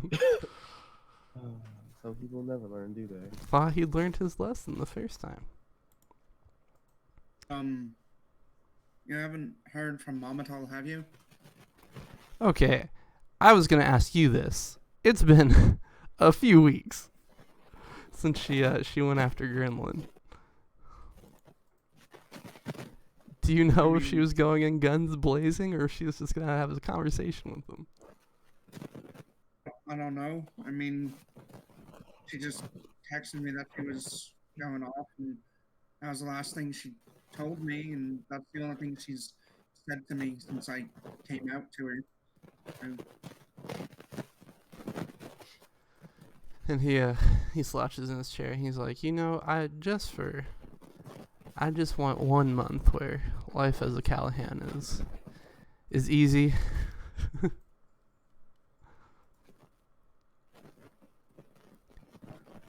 Money's I don't supposed to think that's solve happening. problems.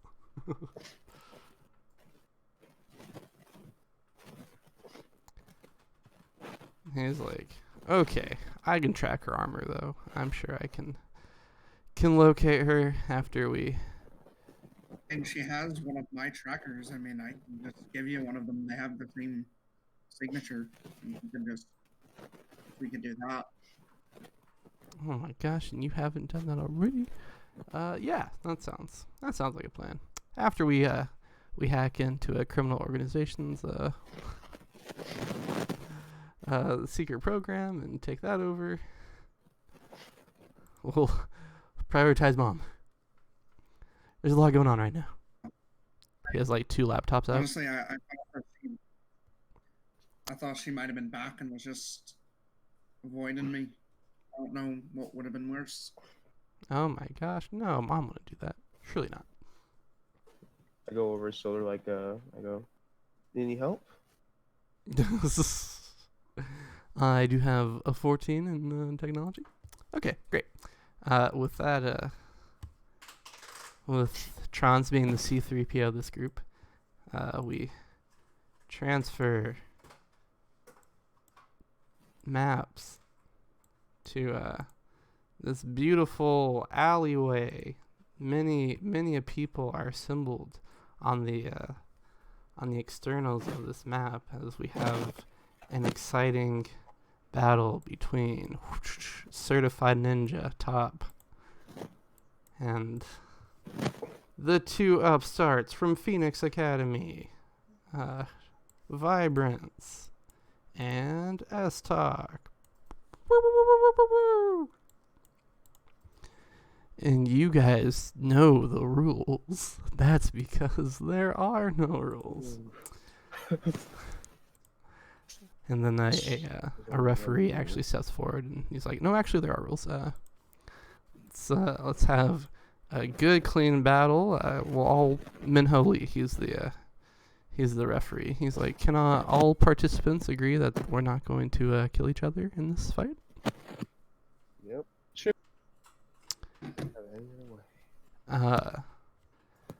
Our girl Top, she nods her head and cocks her gun, and somehow we understand that these guns aren't going to be lethal in this fight. Because it's mutants and masterminds. If only we could make it lethal.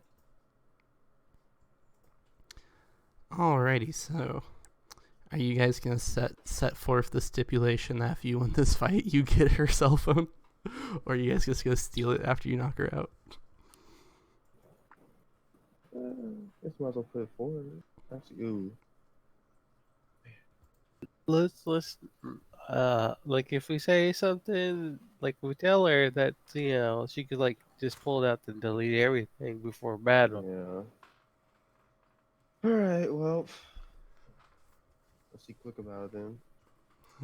Right on. Okay, let's boogie down. Talk using his big brain hero knowledge made something pretty much impossible to fight against.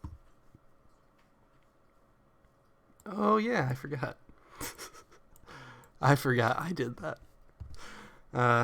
Brand's in the background, ready to freeze the program, doing his thing. He's with the crowd of other teenagers, very excited for this. I guess as a GM, I should set a scene. So you guys are in an alley that is the intersection of 4 different apartment houses that rises high above you. People are on the fire escapes, have their legs hanging about as they're watching this. You're getting live streamed all over the place. Your opponent today is Top, who's wearing just some crazy Alice in Wonderland dress. That's obviously part of the thing of being a member of Mempos. They're all about style, and her gun has like a Nike check on it, which I think is hilarious. She's just a beautiful Asian woman, and she has 2 guns, and S-Talk recently defeated someone who fought with 2 swords, so he is not afraid of people who use 2 weapons at one time. I have no doubt. So Minho Lee gets his own Kabuki app up, starts streaming. He's like, okay, and begin. Okay. I did a bad, and I didn't have her token selected. Interesting. Me as well.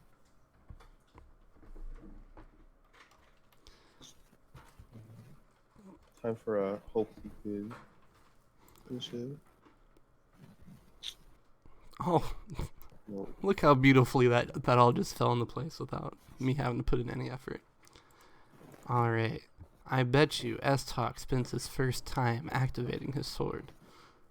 How could you That I possibly do. think of And that? I step in front of Vibrant and I prepare for my alternate sword ability, which I've never. Oh my god. This is... We're like, man, S-Talk really did go plus ultra. He gained a whole new power. But he's...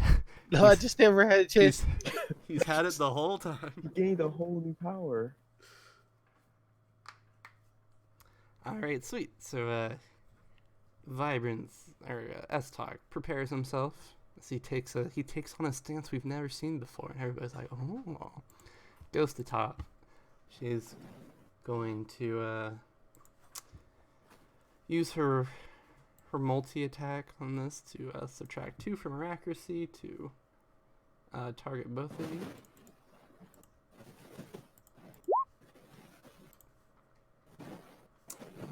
Okay, so Yep. if the first one's for me, it activates my other ability. Let's see here. Bladed deflection. So I need to make a perception check to gain immunity versus ranged attacks. Okie dokie. And the DC is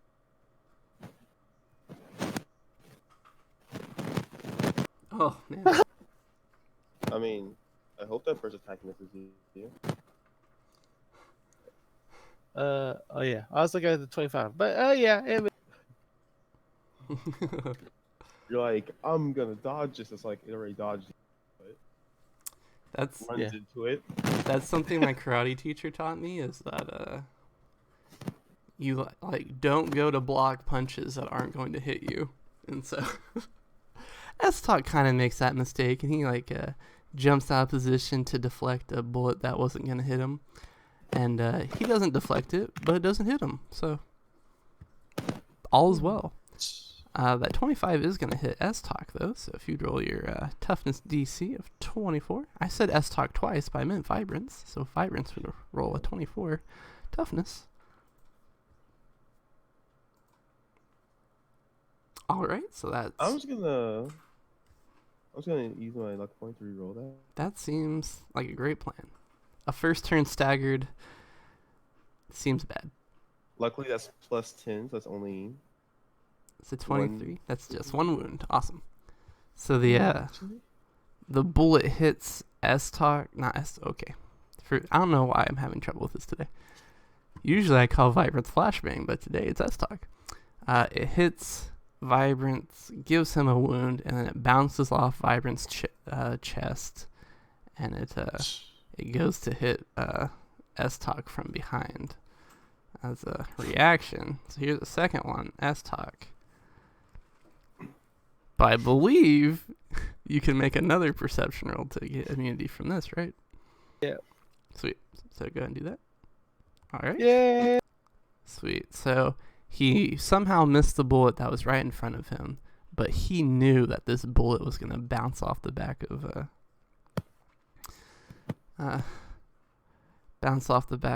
Vibrance, and he spins around and deletes it.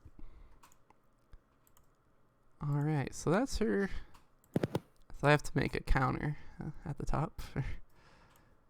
All right, goes to Vibrance.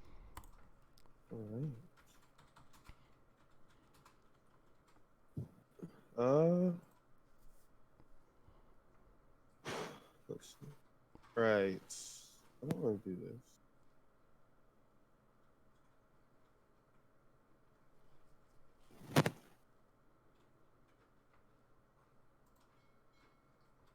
Alright, I'm just gonna attack. So I pull out my boomerang, and I'm going to use it to attack. That's probably gonna miss. And much like S Talk, everybody's like, "Oh, he has a boomerang now," even though he's had a boomerang the entire series. Oh, yeah, actually, let me think. Yeah, Yeah, I think it's like the first time I've been shot with a ranged attack at all. Oh man, well, congratulations! All right, a 19 misses. That's you. You have fast grab on the boomerang. That's so funny. All right, we go to the top of the phase. Top of the morning to you. It's S Talks. It's S Talk time. All right, I'll do the off the wall Jackie Chan stuff to get behind her, and hopefully this. All right, love it.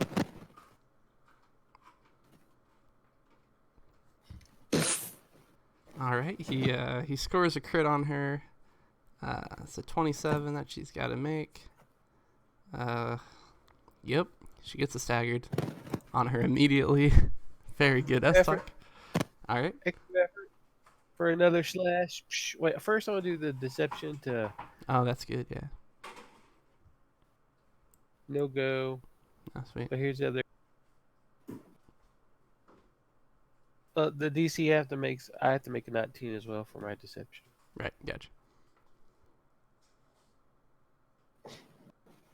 All right, a 21 does miss though, as she's ready for it this time, so she manages to stumble out of the way. All right, goes back to top. We see the bullet that originally missed S Talk. It bounces off a wall as some of the party goers like raise their feet out of the open as this bullet's bouncing around, and it's gonna go to attack S Talk, not S Talk, Vibrance.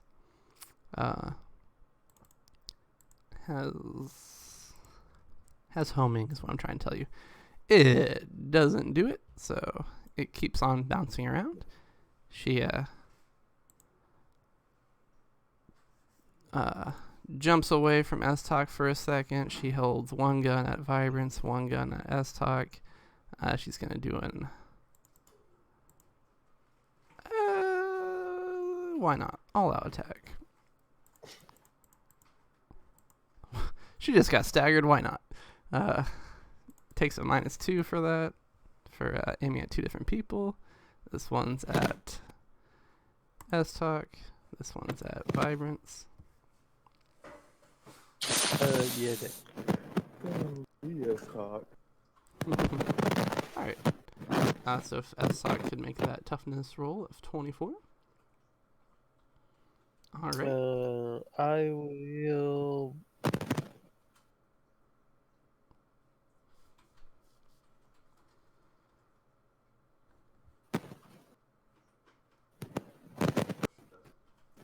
You'll take it?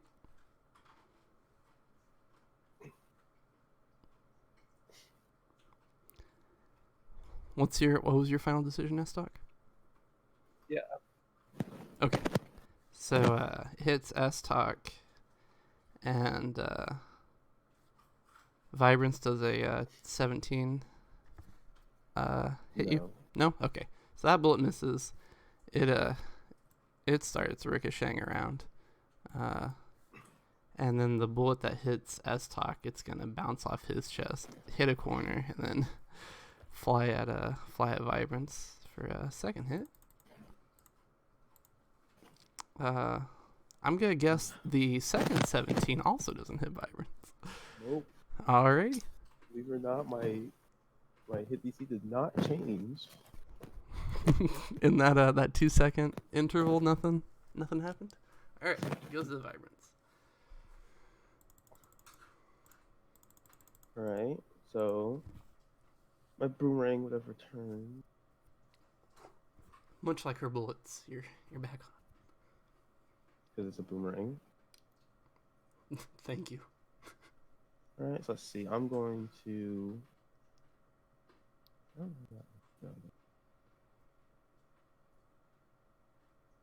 I'm going to try to just. I'm like, you know what, man? Normally I love long fights, but I'm kind of interested in seeing just how far I can go. So I change into alternate form, and as I change into alternate form, I start to float up off the ground as I activate my new form, pseudo gravity. I go, all right, let's see if you can handle this. All right, time for a really aggressive attack.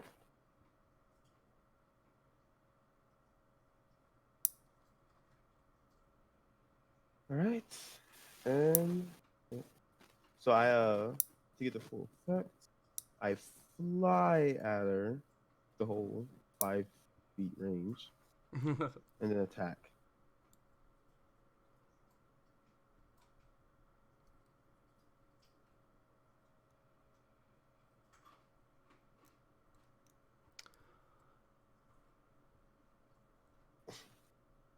Alright.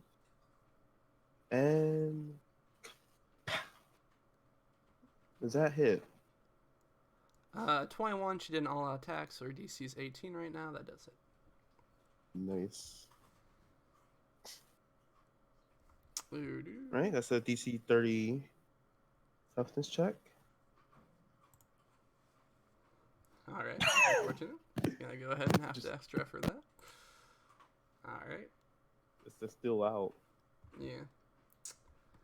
She already staggered.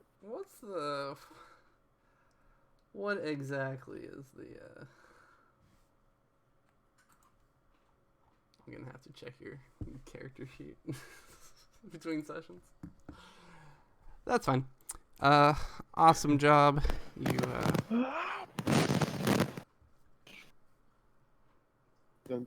Just imagine Superman punch. Dun dun dun dun dun dun dun.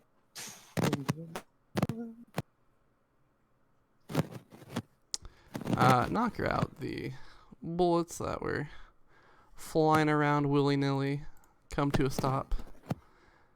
Unfortunately, before that could get really out of hand, and there was 5 or 6 bullets just coming in every turn. Awesome. There we go. She gets knocked out. As goes to S-Talk, who let's get an athletics roll for you, or maybe sleight of hand. I don't know. You're being live streamed right For now. what? For getting that cell phone. How are you gonna go about it? Oh yeah. I just stand there looking over there, like stretch out the cape a little bit, and then I'll kneel down, like checking on her, make sure she's okay. Then we'll do. All right. I'll give you a. Oh, here. Okay. I'll give you a I was gonna 3 circumstance bonus for that. So yeah, I don't think that's good enough, so Yeah. I'm gonna. do it. So there you that's go. Yeah, nice. 26, no problem. You the Well, greatest that's, magician. hero point, so it's A 30. That's- Golly. Awesome. Yeah, you get it, and you run over to Bran, who's ready and willing to roll a 1 on his technology thing to just completely derail the entire I'm like, campaign. hey, S-Talk, maybe you should get. I guess he goes by. It's like, Sweet. Brannigan, the amazing technological wizard, manages to get a hold of the phone and lock it down before the skittish app can delete itself and all evidence on it. You did it. You locked it down. Excellent work, fellas. With this, you guys, Brannigan's like, all right, we gotta get this to Dart. Let's head back to the academy, right? that sounds pretty good. and with that, I gotta take a few minutes. I'll be right back. All right. As Taka gathers himself, he goes and finds a pizza shop with a clean bathroom. Did you expect that fight to last that long? I don't know what I expected. I made her the same power rank as you guys, so I knew it wasn't gonna last super long. No. But... And it really had to last short because she had some getting around. What do you call it?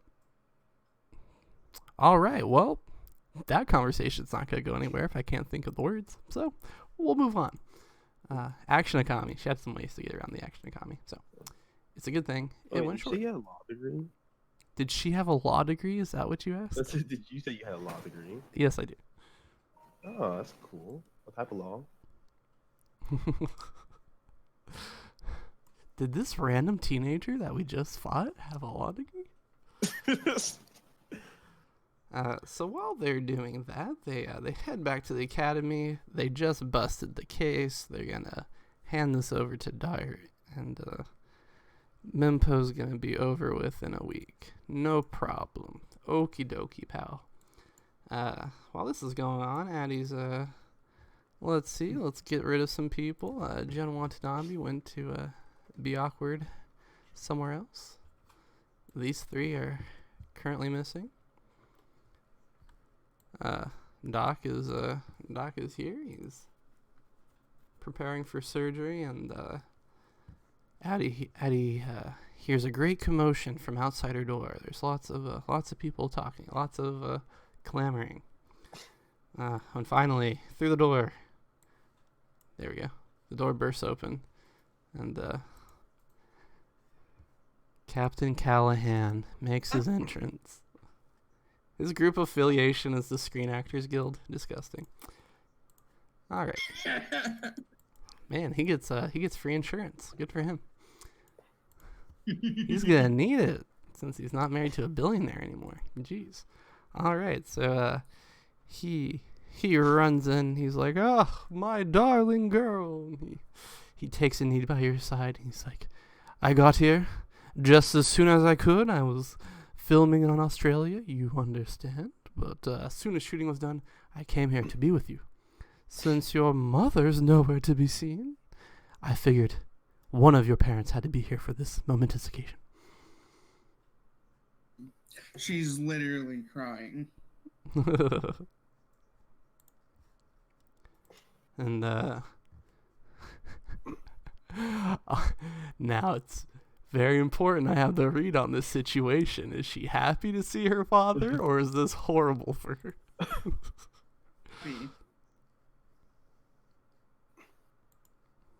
She's happy to see him. Excellent. Okay.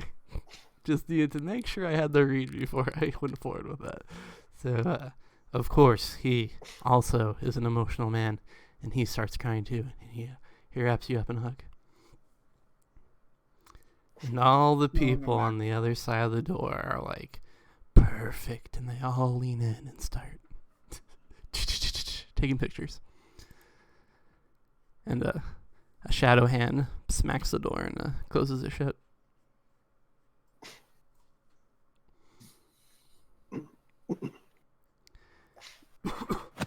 He says, "All right, so how are you doing? Where are the doctors? Where's the crack team of surgeons? No expenses can be spared, obviously, so point me to the man."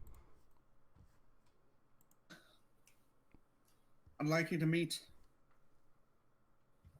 my good friend Doc. Who'll be performing the surgery. A child genius. Excellent. I love that. Doc what? He's like, "Oh, my name's Doc." He's like, "Your name's Dr. Doc?" He's like, "Well, I'm not a doctor." And he's like, raises an incredulous eyebrow. "Addie, is this uncertified teenager going to be the one doing the the surgery this afternoon?" Some with my life.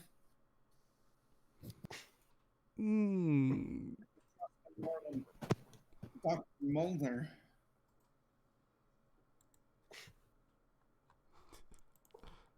Doc Mulder. One second. Where is the picture? Where are you, Mulder?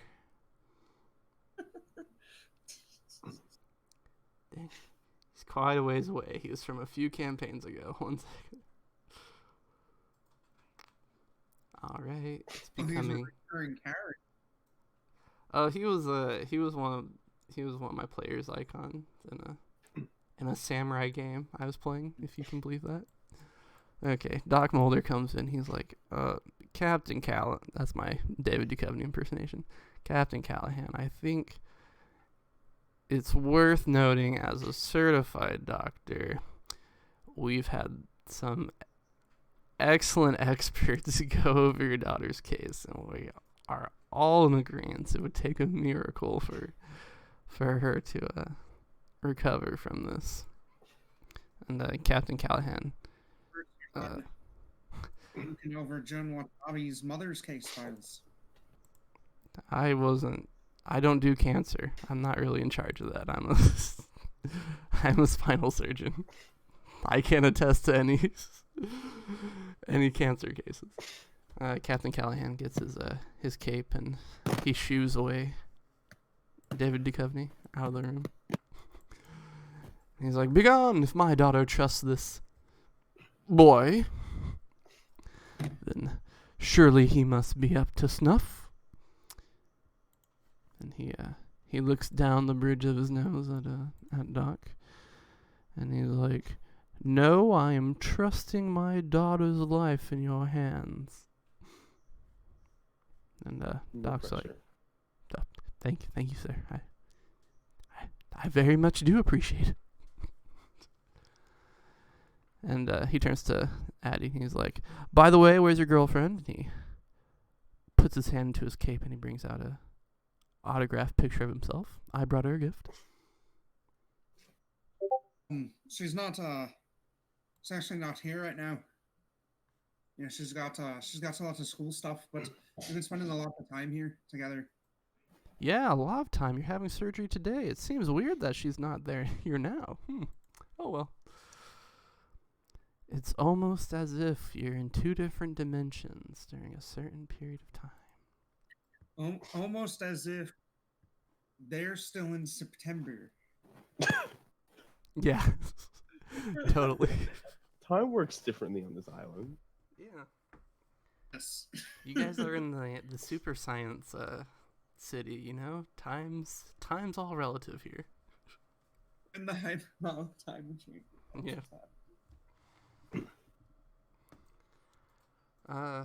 That just means that they had a very busy September, you know? You guys have spaced the actions out over a certain amount of time. Alright, S-Talk's back. So with that, Captain Callahan's, you guys are getting prepared for surgery. Doc goes off to Boogie. What do I mean by that? He goes off to prepare for surgery. You know, do that thing where he washes his hands and then has someone put on a jacket for him. The whole 9 yards. However surgery works, he does it. Your father's alone. He's like, "You can do this. You're the best." yeah, he's... He knows the whole Piccolo thing from Dragon Ball Z Bridge. I do not, but I really appreciate the sentiment. I totally forgot about that. He's in front of a mirror and he's looking at himself and he's like, "If you don't save Addie's life tonight, I'm gonna walk you in front of traffic."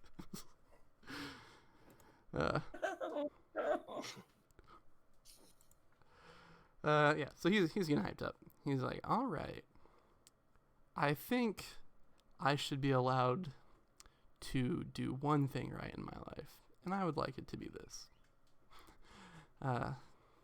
Captain Callahan kneels in front of his daughter. He was like, "Addie, just want you to know, I'm gonna be here for you every step of the way, except obviously the planning and the confirmation for the surgery. Somehow, both your parents got left out of that.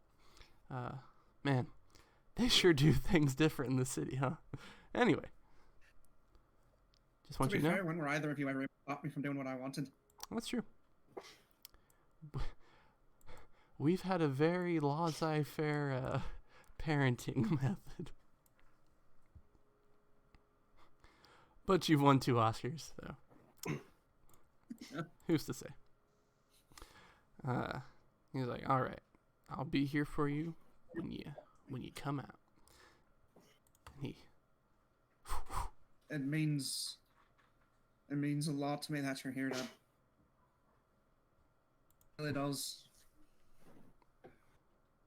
And he smiles and he taps your hands and he says, "Of course, I had to be here for my biggest fan." And She chuckles. and he heads out the door, and as he says biggest fan, we hear the Cats in the Cradle with the Silver Spoon. We hear that song playing as we zoom in on Bran walking across campus. Oh, that's wrong map. And S talks. Oh, that's the wrong map too. Suddenly, you guys are in class. We time skip ahead, and Addie's fine. Alrighty, so Addie's getting ready to go into surgery. Alright, let me just delete all these PCs on the field, especially Flashbang. Flashing the PC. I like to think that Flashbang is just asleep I think this whole time. Who knows? I think Flashbang has a serious depression issue, and we're all just overlooking it. Him and Sleuth are out having like really awesome adventures together. You know what? Somewhere else. That's a very positive mindset, and I like it. So Teddy and not Teddy. Teddy doesn't exist in this universe. Jules and Trons and Bran, all head to Dart, and they say, "Listen, we have access to the app. We have access to all the streamers. We literally have video proof of their crimes. This is perfect. It's all over. We've done it." And Dart's like, "Oh my gosh, this is amazing. Brannigan, you're not allowed to be a part of this mission." But she'll overlook that since you guys just saved a neighborhood from the clutches of a vague and sinister conspiracy. Oh my god, there's more NPCs. I can't get rid of them. We managed to clear away all the issues on the surface. Yeah. You guys have dealt with the problem, but the institutional crimes will be felt for decades to come. So you guys get a pat on the back, and they're like, "All right, we're gonna start working with police to deal with this." And you guys leave the room, and you're like, "Oh my gosh, feeling great about yourselves." You're walking out into the courtyard, and you're like, "All right, do you want to head over to the hospital? Addie's about to have her surgery, so might be a good friend thing to wait there for." Out on the field, you see where is she? A character named Purgatory. Elizabeth. Photon with a question mark.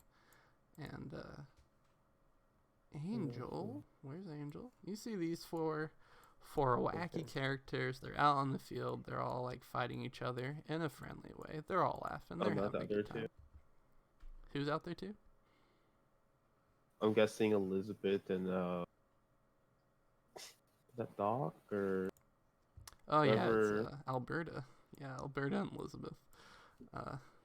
They're out there. The two of them. They're like, wait, Elizabeth has an icon now? What? Yeah, it's almost like she's a real character now. Oh, you gave her one. Yeah, it's amazing. I say that. Oh my god, she has stats too. Flashbang. He did it. She has powers, guys. Whoa. Oh my god. She's immune to explosives. Elizabeth. She has a power called Goo Armor, which I appreciate. I go, "Hey guys, you guys just sparring?" Okay. Before you approach them, doesn't matter. Yeah, you guys. You see Alberta. She's got her two like tentacle things that shoot ship cannons, and Chad's dodging around and jumping. You see Angel with her beautiful angel wings doing her thing, flying around. And I'd like you guys to make perception checks, would you? Well done. All right, 22. So you're kind of watching this thing, and you like tilt. Oh, you both are. Jules just a little bit better. He's watching a little bit more closely. You guys are watching this, and you're kind of thinking to yourselves, man, have you ever noticed that Chad's never copied Alberta's power? And then you guys. I mean, that makes sense since didn't we like already ascertain some like rules about? Yeah, you did. You guys know that his limitation is he can't do anything that like alters his body. Like shape-shifting, for instance.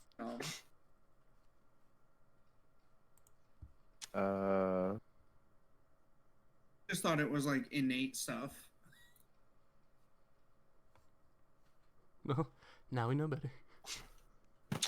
You know what? I mean, illusions. Yep.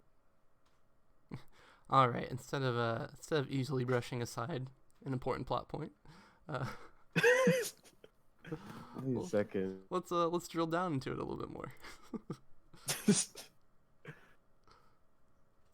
Wait. Actually, now that I think about it, that's talking. I don't think it's like the fact we were actually talking about this earlier. As far as we've seen, we haven't seen him actually be able to like transform into things. Sure, he can like copy the abilities of Quirk, but not actually like transform his body. Something tells me that something tells me that this case that got Addie hospital and put Addie in the hospital isn't nearly as simple as we first thought.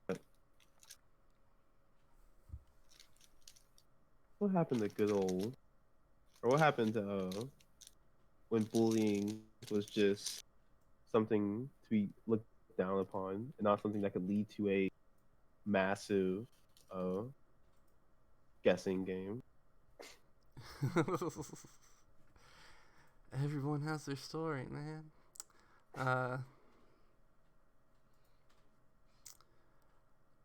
Yeah, so as you guys are thinking about it, you're like, all right, now that we're kind of looking back on things, we know that Chad has a well-established limitation to his abilities. He can't shapeshift. I guess there's a character that has illusions, but Chad's never met Scarecrow, so we're not gonna entertain that idea. And we also know Hey for Chad, a this is fact, my friend Scarecrow. never heard of him. Sounds like a dork. I don't think they get along. Well, No. We also The know only for a other fact that there is a shapeshifter- shape-shifting character in the narrative who has had bad Lexus- interactions with Phoenix Academy before. Is it Lick's like assassinator? Yeah, Lick's assassin was a shapeshifter because he took over his persona and acted as Lick to get the record of all the students. And so maybe while they're standing here coming to this that usual suspects revelation, would you guys be interested in talking to Chad about it? Sure. I mean, if you don't want to, you don't have to. Yeah, I can speak with Chad. Sweet. I'm really digging the session that I have to like pull conversations out with. So pair of like, pliers? so we go over there, and I open up with a, "Hey, so you guys just sparring over here?" Yeah, you know, we just trying to stay fit, seeing what the new girl can do. what the new girl can goo. Because her powers are goo. Anyway. I didn't know that. All right, so me and I'd like to ask you a few questions if you don't mind. Firstly, the more private space. Elizabeth brushes off her mechanical legs and she's like, yeah, anything you want to know, I'd be happy to tell you. Elizabeth, we can talk later. But right now, we want we need to talk with Chad about something. Oh, I see. Okay. She turns around. Talks to Alberta. Alberta can't help but notice that S-Talk never followed up on the date that she offered him. Kind of hurt her feelings. It's forgivable since S-Talk his mind was not his own when he agreed to that date. Yeah. What? Oh, I stopped talking again. Yeah, all of combat practice just seems to be a big blur to S-Talk. He just knows he had an amazing performance. All right, so you guys take Chad to the It side. was because of Chad's attack. It left him with some brain damage. He lost the memories from like the last hour. That's right. That's right. He got United States of smashed. Okay. So you guys take Chad aside. Okay. All right. So Chad, all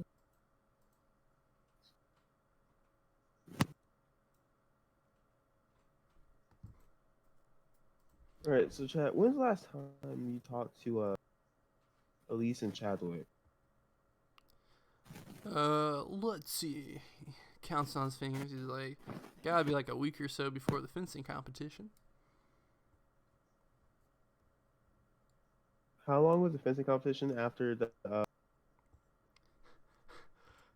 It was either yesterday or a week ago, depending if we accept the time skip that I put in there. No, I mean, how long after? Or no, It was how long before the fencing competition was Addie put in the hospital? like a week. So he talked to her. He talked to them before Addie was put in hospital. Okay, yeah, I figured out what you're getting to. I just watched the show. It's like, yeah. So you see, have you done anything to Addie in that time span? Oh yeah, she like got paralyzed, right? Fighting crime or something.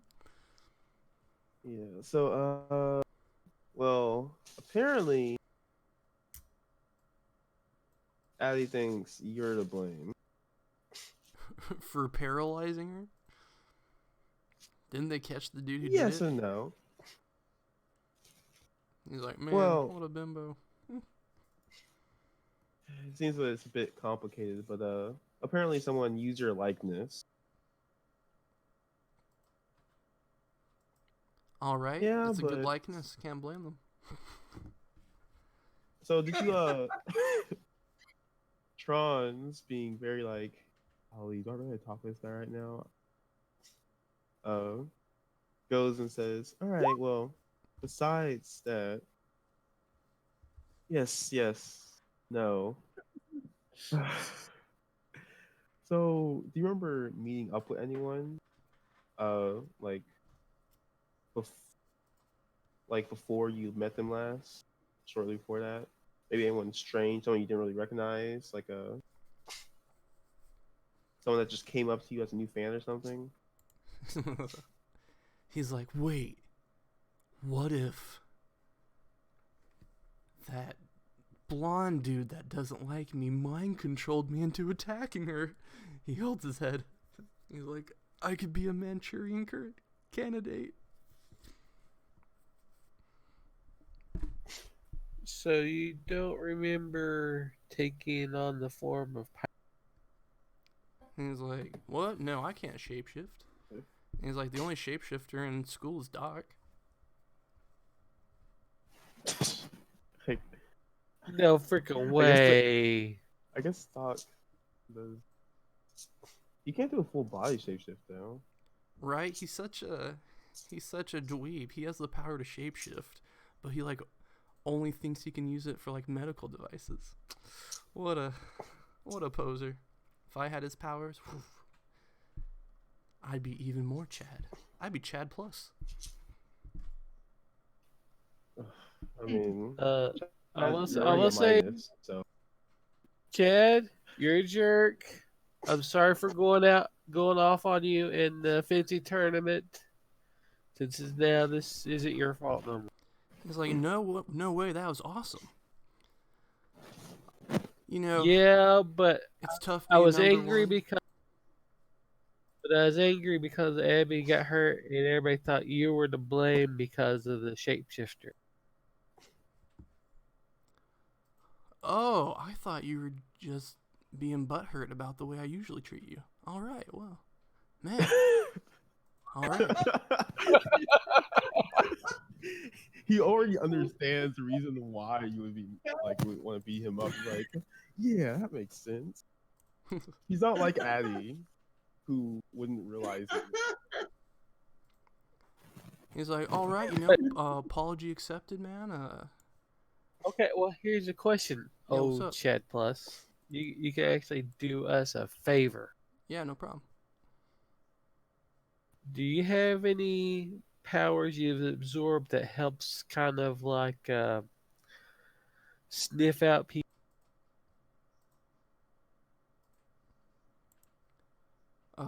Let's see, that dude in the mask who like tried to save me from the stadium, even though I needed no saving, because as we all remember, I took out 40 dudes by myself.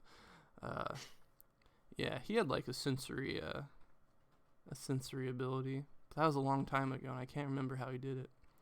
He's like, let's see, that Wendell kid, the one who I think mind controlled me into attacking Addie. He has a hearing ability, I think, that I can copy. Hey, Doc actually, he can sense life. Oh man. I think that's everybody. Didn't you copy Doc's work though that one time? He copied Doc's. Okay, so this takes a little finessing. I don't want to like blow the thing, but he copied Doc's ability to like give his bodies like the attributes of medical equipment. So he was able to copy that, but he's not able to copy what he perceives as a shape-shifting ability that Doc possesses. So as far as Chad's concerned, Doc can like his shape-shifting covers like two different spectrums, and he's under the impression that Doc thinks it's only one spectrum. But Chad has like an ability where he can like discern people's quirks, so he knows that Doc has a shape-shifting ability, but he's under the impression that Doc only believes he has like one quirk, basically.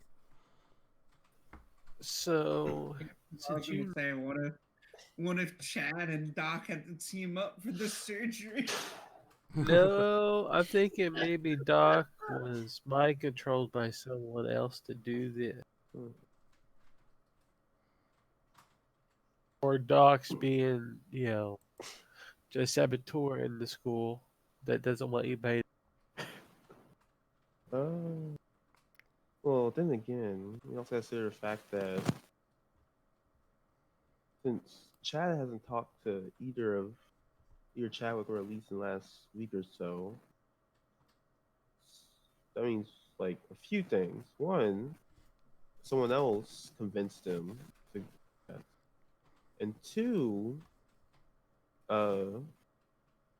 either passively or actively, they've been keeping Chad from meeting them, so as to not blow the cover. Which means that whoever did this probably had this thing planned for a while. It still raises a question of Why would they do something like this? Chad's an easy target. Sorry, Chad, you're. No problem. Yeah, but if they're smart enough to plan all this stuff, they already know that everyone's trying to beat up Chad anyways. That's not really a concern. Well, you do know that their last attempt, they tried to abduct Chad while he was at the sporting events. You also know that this series of events has led to Addie preparing to get Chad expelled from the school. So Yeah, that's important. That's important. maybe if he gets aborted out of a hero school and his future is ruined, maybe he'd be more willing to join a villain academy. Wait a second. Something's coming to me. So S-Talk. you're saying I have an idea. S-Talk. Addie What is the if- true mastermind of. Gosh. Flashing back to last week she when we were does like, what that. if Addie's the Yeah. shadow agent? I remember you were talking about you were like, what if I pulled Addie's side during the one shot and said, Addie, need you to be the villain. She's actually telling us. Yeah. I have. She murders Doc in the surgery and runs off to join Her legs are never broken. the yeah. And this whole time, That's the real usual suspects ending. She's never paralyzed. You yeah, it's literally like the end of The Usual Suspect. Yeah. know, no one also like expects the, a person. The end of Captain America, where as soon as Talk and Vibrance leave the room, we just see the doors are all the walls are 2-dimensional and they all come down and it's all a big set. It's good, they think she's in the hospital. That's a giant set. Yeah. Such resources. Now, I'd like us all to rewind to 3 minutes ago and know Okay. that that's not the case. Yes. Hmm. Yeah, So well, Chad, unfortunately, I think that attack that you were able to fend off was just the first part, and this recent encounter was a more passive approach to try to get you out of the school. But don't worry, we'll get down to the bottom of this, and we'll make sure you don't have to join some villain academy constantly trying to ruin the future. Chad, as if I'd ever. do you want an insight check, or is pretty believable kind? Yeah, you can roll an insight check to discern the true nature of Chad. Gosh. Though I'll be roll warned, that many a one. philosopher have tried the same thing. An 18, Chad is an enigma. I don't know how old it is. 29, Is he Chad really- is a simple man. Yeah. Likes boobs. Yep. Man of simple pleasure. He It's like S-Doc. I know you're trying to figure out the intricacies of his mind. Let me tell you, it's a hallway. yeah, Chad lives for the applause of the audience, and the fact of the matter is, he's just not gonna get that if he's a villain. So can we come to the conclusion that our real original Chad is just the red herring here, being the puppet pawn or whatever he? Without a doubt. Yes, we can firmly. You guys feel safe in saying that Chad is either an impeccable liar or he's a red herring in all this, and you're stumbling upon a plot from the traitor who you know for a fact exists. I think the real question here is more, is this the real Chad? More than the other question. I mean, he was just fighting with the other three, and I'm sure at least one of After thinking, I have no idea what their awareness is like. As far as they Hey, know, they Chad. could all just be people that wouldn't know the difference between a brick and flashbang. So, Chad, can you copy my sword right now? Show me. I can do better than that. And he does his Y-hander.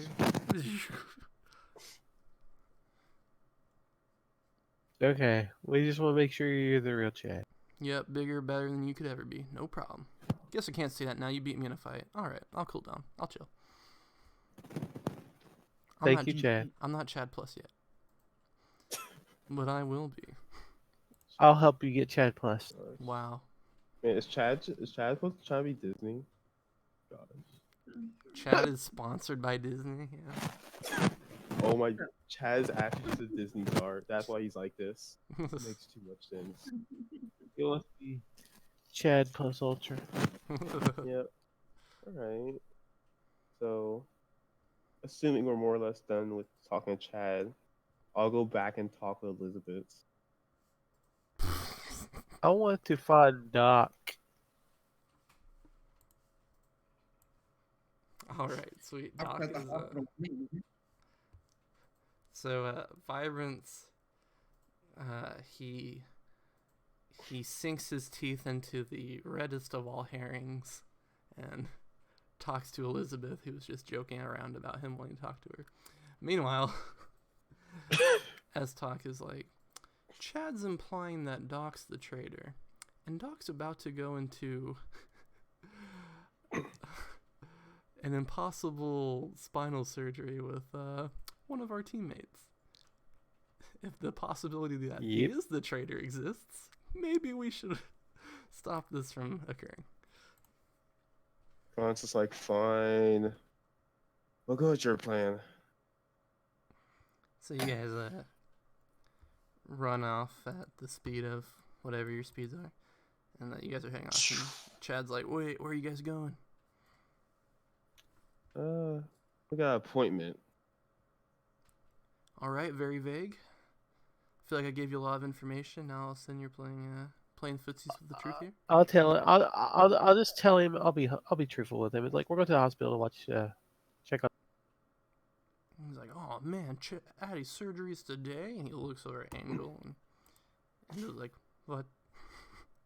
And he's like, "All right, well, good luck to her, you guys."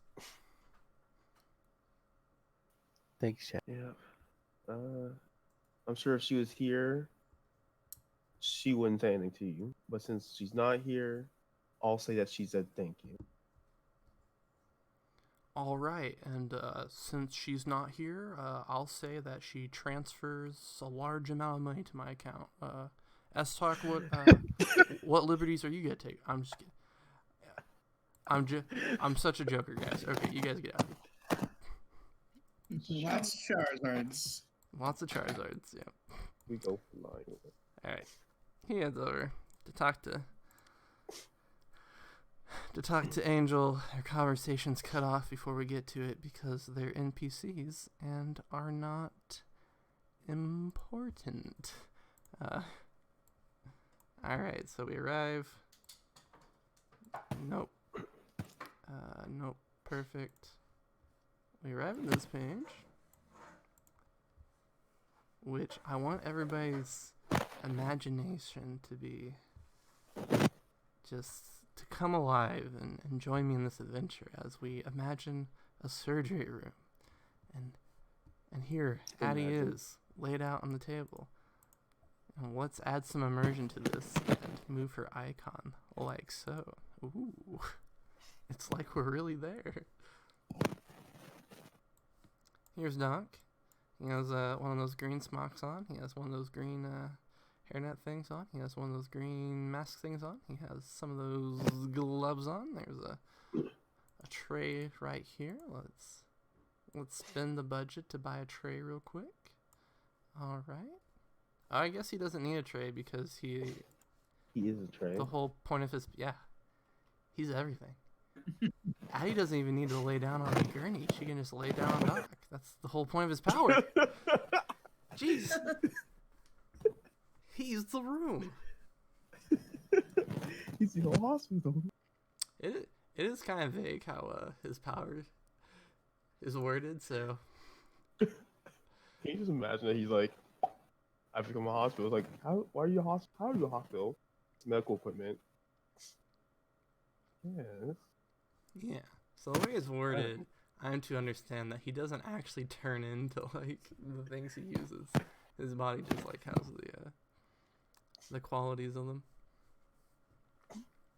Hmm. The doc man. All right, so he's like, okay, Addie, little nervous. Wow, really shouldn't have said that to you. Okay, I'm confident that this is gonna be a success. All right. Here's a question. Yeah. Are we there yet? I'm just asking. No, you have to make your dramatic hero entrance dramatically. Okay, I'm just wondering. Okay.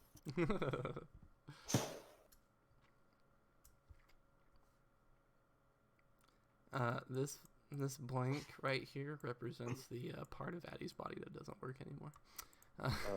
Anyway, how you feeling, Addie? Are you prepared for a short nap and then a lifetime of possibilities? Yeah. All right. Hey, as a liver me. Very very wise words. Sorry, my bedside manner's not very good. I am 15. All right, here we go. I'm gonna put my hand over your mouth, which gross, I know, but it's gonna function as some anesthesia. So we're gonna knock you out, and we're gonna start the surgery. Okay, and by the time you wake up, you're gonna be in a lot of pain, but I can also make drugs, so that'll be helpful. And so he puts his hand over Addie's mouth, and he's like, all right, now if you could just count backwards from 10 for me, please. And Mac, if you could do that, I'd be so immersed.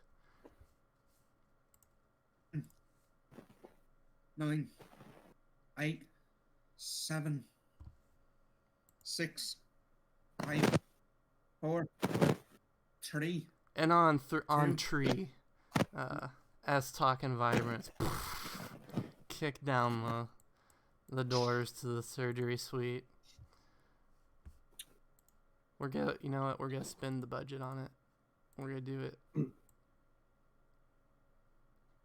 Door number 1. Door number 2. Off the hinges as they come in. Dog jumps back and he's like, "Oh, what? Why?" Are you? Because I see the thing. What's happening? He's already like completely black head to toe, like already activating your quirk. Trons looks at Doc and says, "We should be asking you the same question." No. When you bust in on surgery with a dude who has scalpel for hands, he's the one that asked the questions. What's up? I could have killed Addie just then. What's wrong with you guys? If we think you're conspiring against the other students of the fee. Yeah. He was like, oh my god, is this about the poisoning thing still? No. I told Yes. everybody I was sorry. It's related, but you're the only shapeshifter that can change into Chad. What? Yeah, so Addie, I don't remember. I'm pretty sure like during this whole thing, kind of we're aggravated forgot, but we already deduced the fact that Chad was not actually able to shift his form like last semester. Wasn't really a big thing back then, but then we actually thought about it, like, wait a second, Chad can't do that. Furthermore, we had a conversation with him, and it turns out he actually hasn't talked with either Elise or Chadwick in like the last few weeks. So yeah.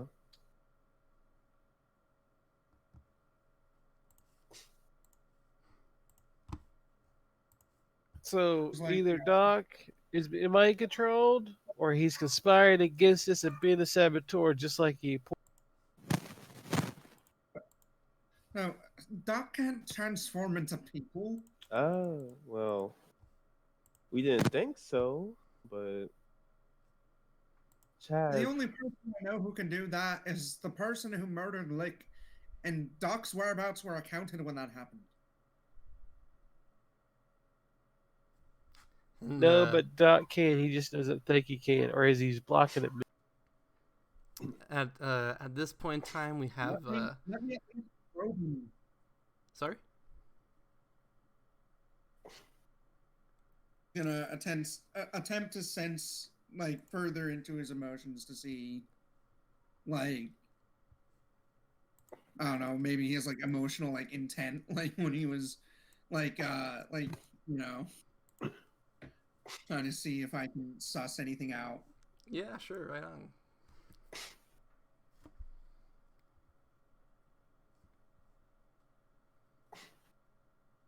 My bonus.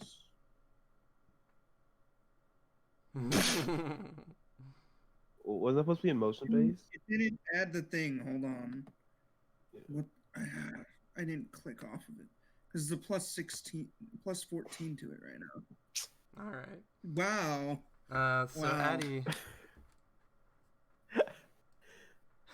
Addie's not good at reading boys. It happens. But at this point in time, the music has gotten very dramatic. The lighting has. It's a surgery room, so naturally the lighting's kind of dark, and we see the camera pan across like Doc's eyes very closely, and we're like, oh no. It was Doc's. Addie's last point was that Doc's point's location was accounted for when the shapeshifter killed Lick, and Doc says, yeah, but there's always the possibility that the shapeshifter killed Doc later. And with that, he rolls initiative.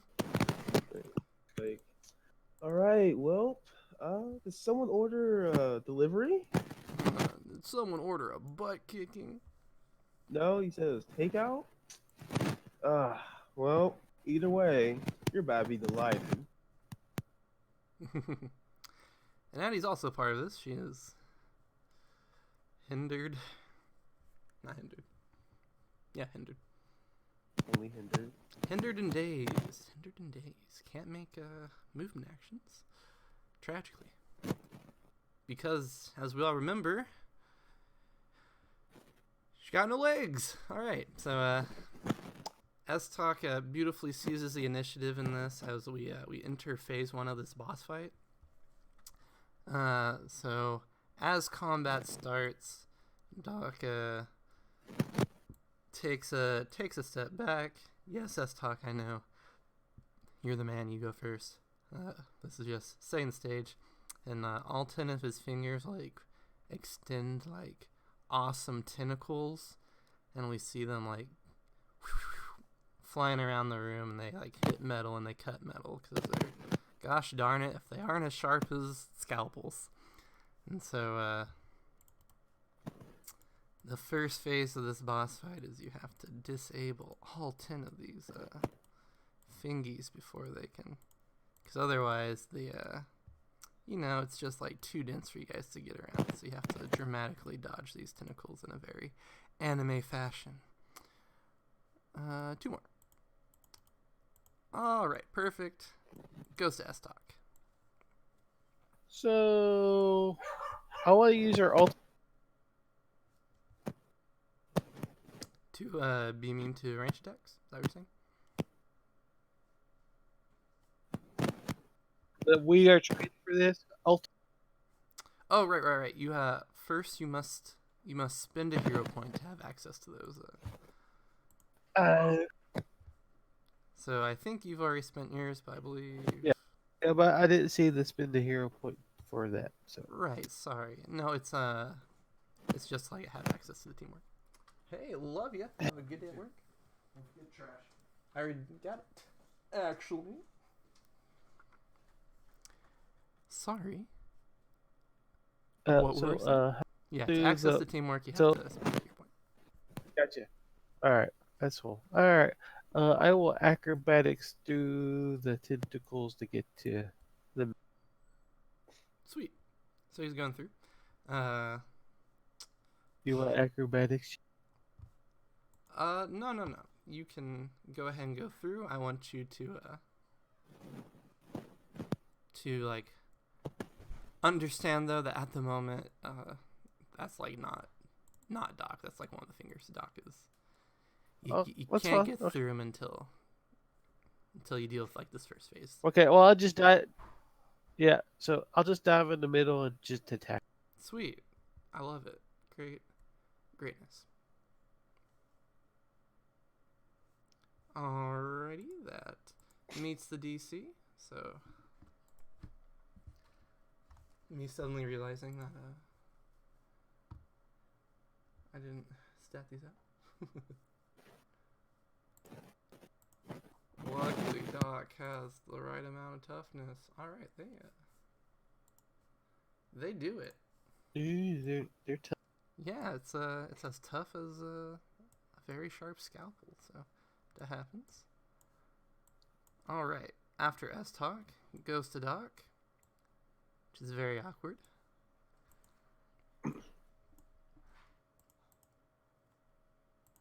One second. Sweet, I spelled scalpel right on the first try. Go me. Alright, let's see. 4 scalpels are going to attack Trons. Uno, dos, tres, cuatro. Oh. Alright, 2 of those hit. So if you could make a DC 23 for me, please. 2 DC 20s or just 1? Yeah, 2.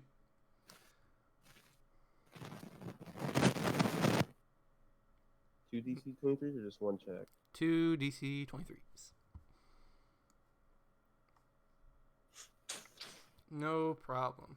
Alright, 4 of them are going to attack S-Talk, who's in the middle of it. Alright, 2 of them hit. One's a crit. Okay, so... are the?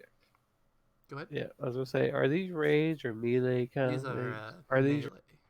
just? Okay, well, anyways, this is 28 and 23. They actually like rolled what the DC to pass them were, which is incredible. Alright, one of them you take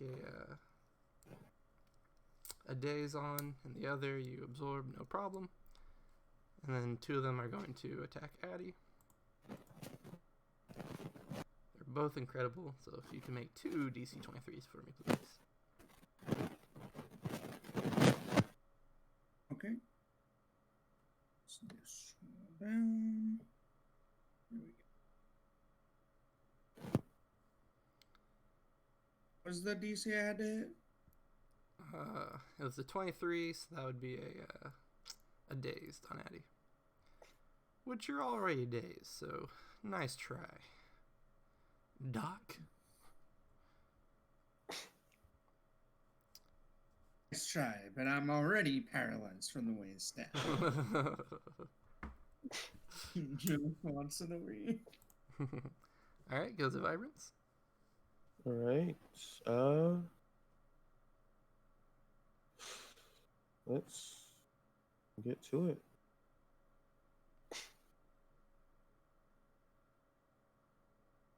Alright, so I'm gonna how do I wanna there's a lot of people here. There's a lot of tentacles. Guess I'll play it safe. I'm just gonna go ahead and turn. So all these out here are tentacles, more or less you said? Yeah, they're his fingers behaving in a very tentacle-y fashion. Okay. Right, well,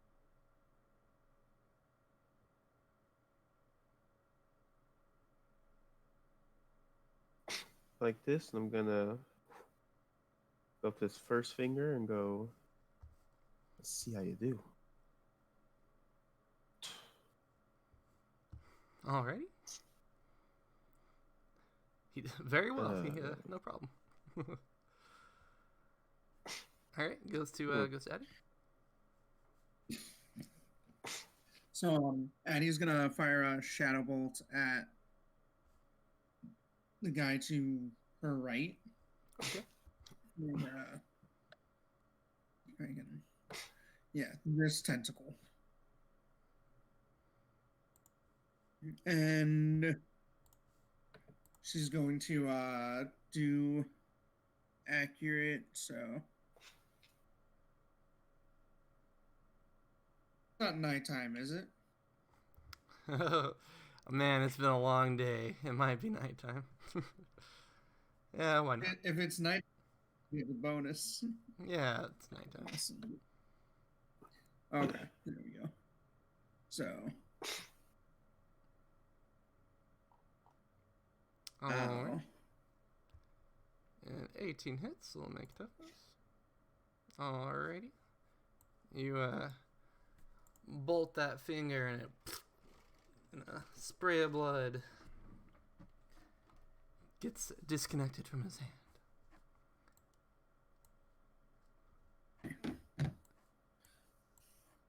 Good thing he can heal. Do you have takedown? I do not. It was one of the things I was going to take. Didn't have enough points for it. Okay. Then it goes to Stock. I want to get on my radios like any Phoenix Academy student. We need you at the hospital ASAP as I slash at one of these tentacles. If anybody's listening. Well played, Stock. Well played indeed. Alright.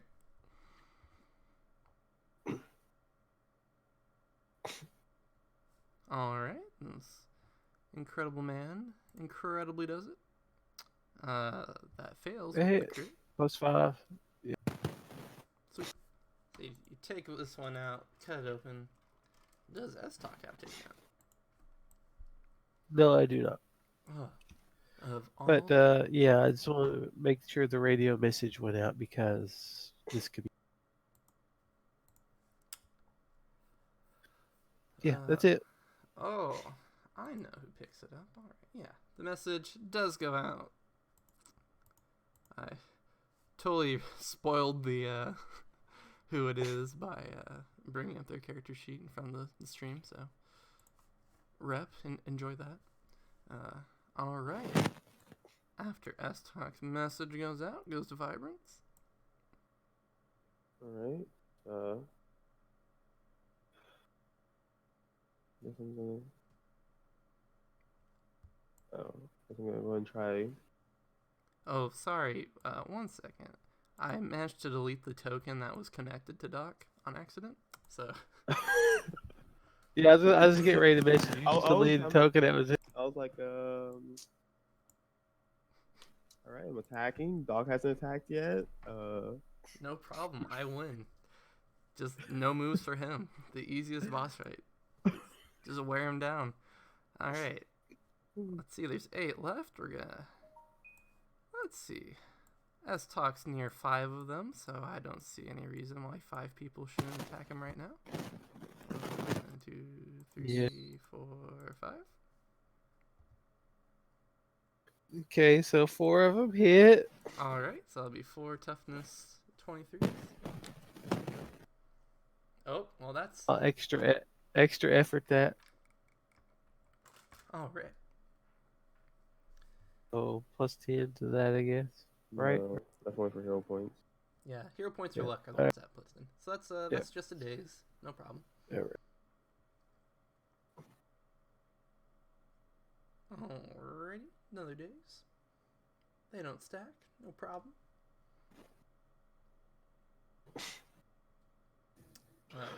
That'll be a staggered. Oh boy. Yeah, but I'm still up. Still up. Oh, need to do one more because that toughness was a reroll. There we go. Easy. Oh. Another wound. Could have been worse. Aztaka takes some deep scratches, but he lives to tell the tale. 2 tentacles are going to attack Addy. One of them hits. Addy could roll a toughness of 23. Okay.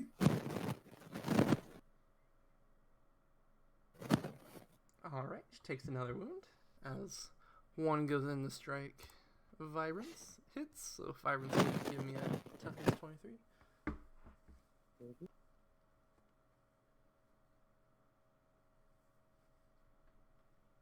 Alright, takes another wound. No problem. Alright, now it's Vibrance's turn.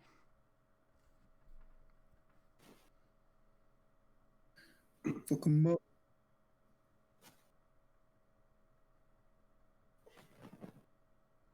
Oh, no, it's my turn. Alright, I'm going to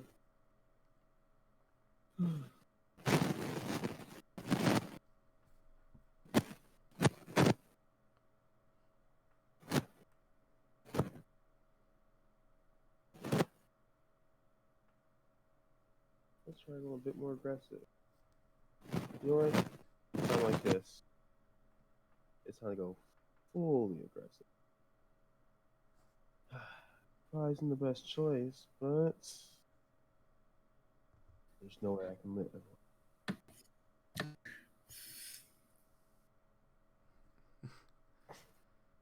Alright. Vibrance rips his shirt off, revealing his Yakuza tattoo.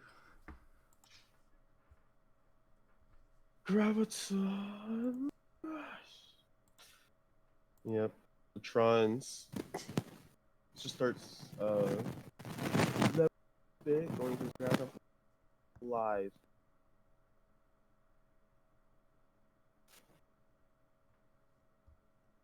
Does 24 hit? 24 does it. Alright. That's a DC 35 toughness. Okay. So here is where I get my chance to raise issue with this move. So it has a 15 effect and it has an 8 accuracy, which is a Yeah. that's a PL9 But it's all or out attack. PL12 move. It's all attacks. My defense is -5. Oh, okay.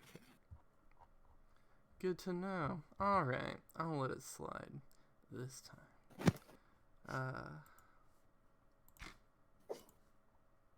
Well, I don't think there's a way that a finger... Yeah, okay. It explodes. It makes a fart noise as it does. Very upsetting. Okay. I continue flying around. Ton. Vibrance has a takedown. Yes. Alright, someone does. Round 2. Alright. I'm gonna make a concerted effort not to close Doc's character sheet every time I make a roll. Alrighty.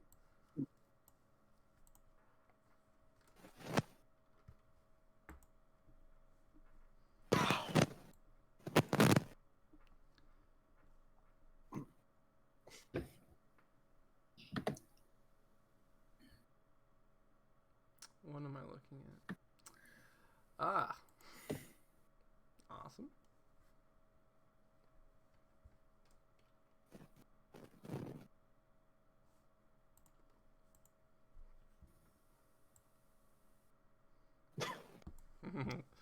Alright, this move misses.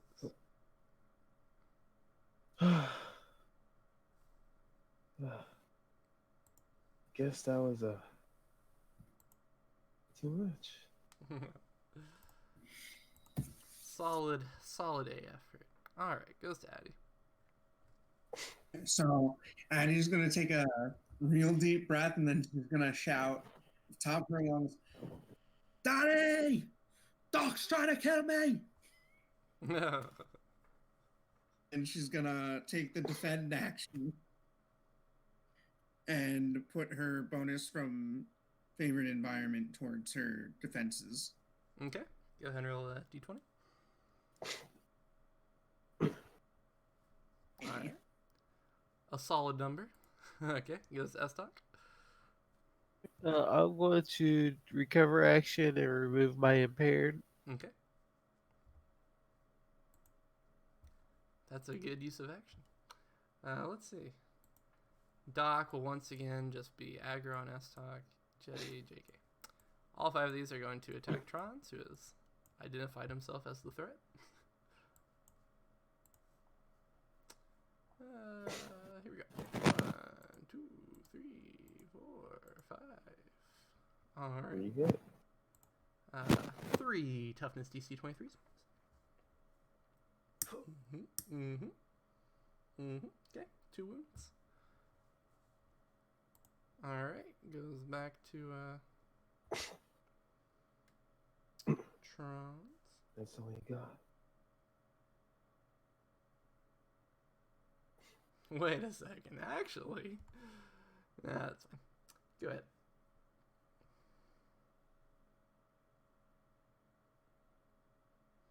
Unless Teddy has a mind-blowing message for us right now. It's just inter-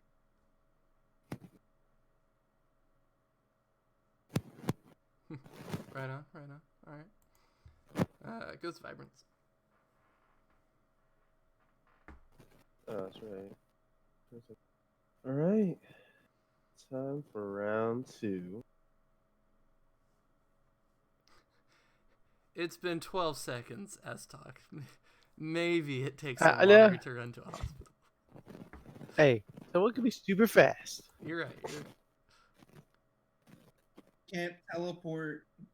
Up. Go back up, and I'm just going.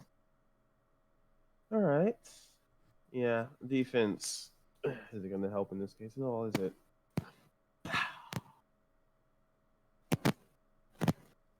Let's go around hitting them. Hokely dokely.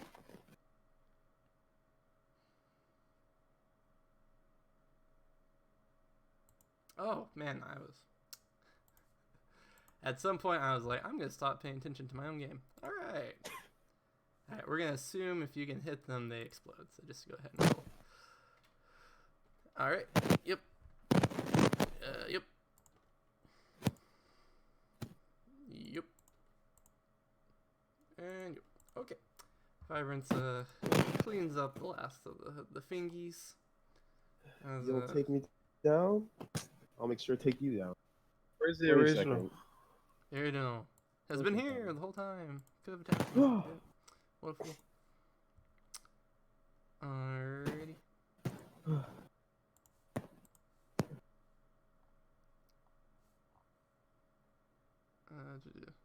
Was that last one against him? I forget. Well, no, I only continue to minions. Okay, sweet. Goes to Addy. Okay. Mhm. I'm going to have my nighttime bonus go back to being for my attack. Okay. And I will accurate attack against him. And we're shot. Alright, 24 hits him. Ooh. Sweet. He takes a wound. And as you smack him with a shadow bolt, his skin like peels off and turns around and does the green people from Captain Marvel, and he shapeshifts into a figure only one of you recognizes. Now you guys recognize it. There's a memorial. You guys have a beautiful memorial for this guy. Lick appears. He's ready for another round.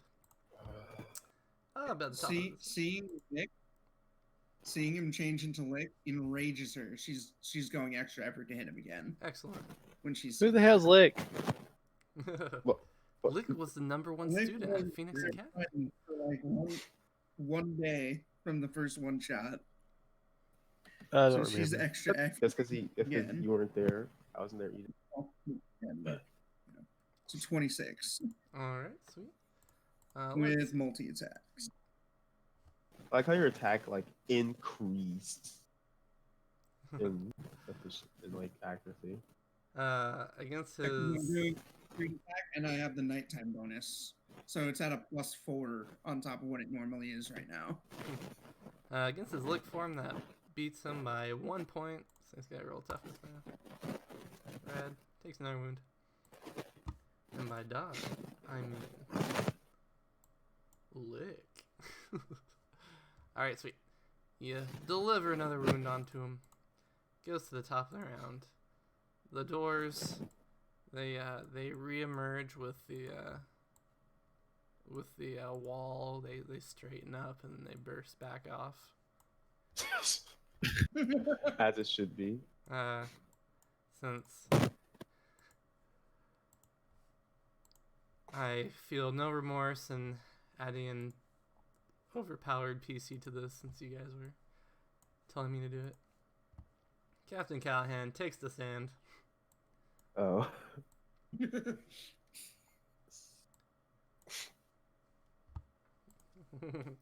He's like, my daughter!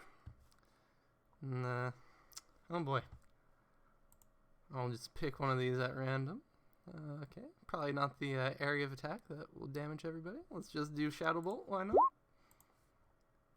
Alright, that hits Lick pretty seriously.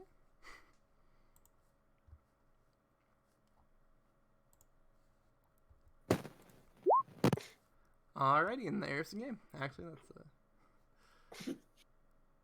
that's just a staggered. He did it. He did it. And to me, it only makes sense that Captain Callahan goes ahead and extra efforts that. And there we go. All right. And Luke's gonna go ahead and toughness. All right, there we go. Yeah, and no. he's dead. Yeah. He died. He died. That head. He just exploded. Yeah. He says, "My final for sure words thought- are," and he explodes and dies. Yeah, that's for sure. Chad was gonna show up, but you know. Man. Huh. That's a fight I didn't have to finish myself. That's nice every once in a while. Okay. The orders of operation, I was like, all right, who's in the city and has a license? I was like, well, it's either Sleuth, Flashbang, and I was like, okay, it's gotta be Monarch, and he'll come through, and that'll be emotional because he'll see you guys attacking his brother. I was like, but Monarch has Then no we'll have to be travel you. abilities, so he's gonna be here in 20 minutes. But like, So instead, it's the Screen Actors Guild champion. yeah. So instead, the guy that can teleport is the one that did it. The guy who can teleport and was literally already there. Yeah. So there you go. Yep. As I look at my notes and I crumple them up for the other stuff for this boss fight, as we just did Occam's razor and took the simplest solution, which was have an actual hero handle the problem. I mean, to be fair, Yeah. he gave me the round. I'll probably finish him off. And Yeah, who knows? The door grows larger. Monarch, get out of here. You don't exist anymore. Where's the real Doc? In 30 minutes from now, everyone else is gonna show up at the hospital and be like, "We're ready. What's up?" Yeah. like Just say over. Captain Kelly. Like normal. 6 seconds later, Chad appears.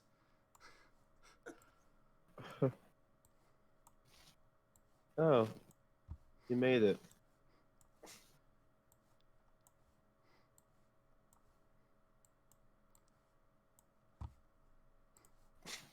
Hey, the whole gang's here. All right, Wow. sorry I'm late. It took me 12 seconds to gather everybody in the school. What's up? Oh, what? Dealt with already? All right, bye. Man, if the fight lasted one more round. Well, Yeah, my question still says, like, where's the real Doc? that's. Anyway, That's a great question. Do you guys want We'll check. to roll a treatment on him to keep this guy from being banished to the shadow? alright. Sure. Might actually kill him, but Addie will lift herself up with her shadow board and go over Nope. there.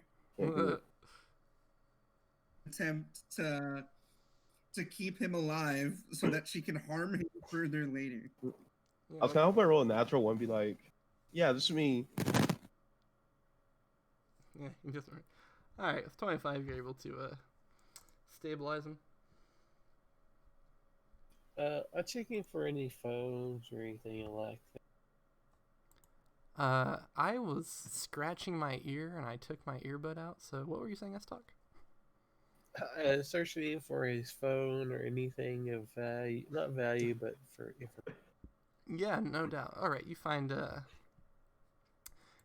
your phone, which is no doubt a wealth of valuable information for the case of finding what's up with 7th Academy.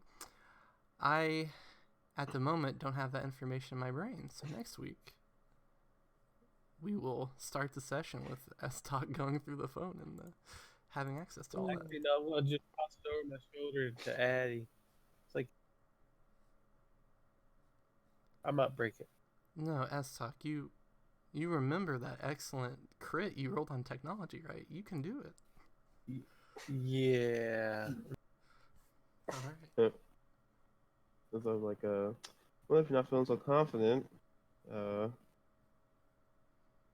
don't mind. Actually, wait, is it even locked or anything? Is who what? Is his phone even locked? Yes, his phone's locked. Man, why can't it just be like open? He was like texting during the battle. Yeah. So I looked at it, like, did you know that guy? I've never seen him before. Don't remember. He was a friend of ours. He was an upperclassman we met before school started on our way here, and somebody killed him and took his identity to steal information from the school. He was the one we had the vigil for earlier in the year. Which S-Talk also missed. I was like, I don't remember that. Yeah. S-Talk has avoided all, much like Addie has avoided all Soga related information. S-Talk has avoided everything to do with Lick. So, That's amazing. so yeah, hashtag revenge for Lick. He finally can rest in peace. He died so quickly, his quirk remains a mystery. we'll never know what it was. I would like to try to do so. Something to do with licking people. So I'm glad I didn't find out. You wish I was that basic. Sweet. Yeah, this guy's knocked out. He's gonna be knocked out for a while because he failed by 6 degrees. I failed miserably. Yeah. And Yeah, I have no idea what his quirk is. Trons fails so I guess- terribly. He just Actually, wait a second. No, I think I know his quirk. It must have something. his name was Lick. His Never- quirk must be Lick. All right. Yeah. That makes sense. So, yeah, called the police, like, come and get this feller. Excellent. Police get called. Nope. The police get called. There is a helicopter that lands on top of the hospital, and Oh no. this individual comes in, Yep. and he's like,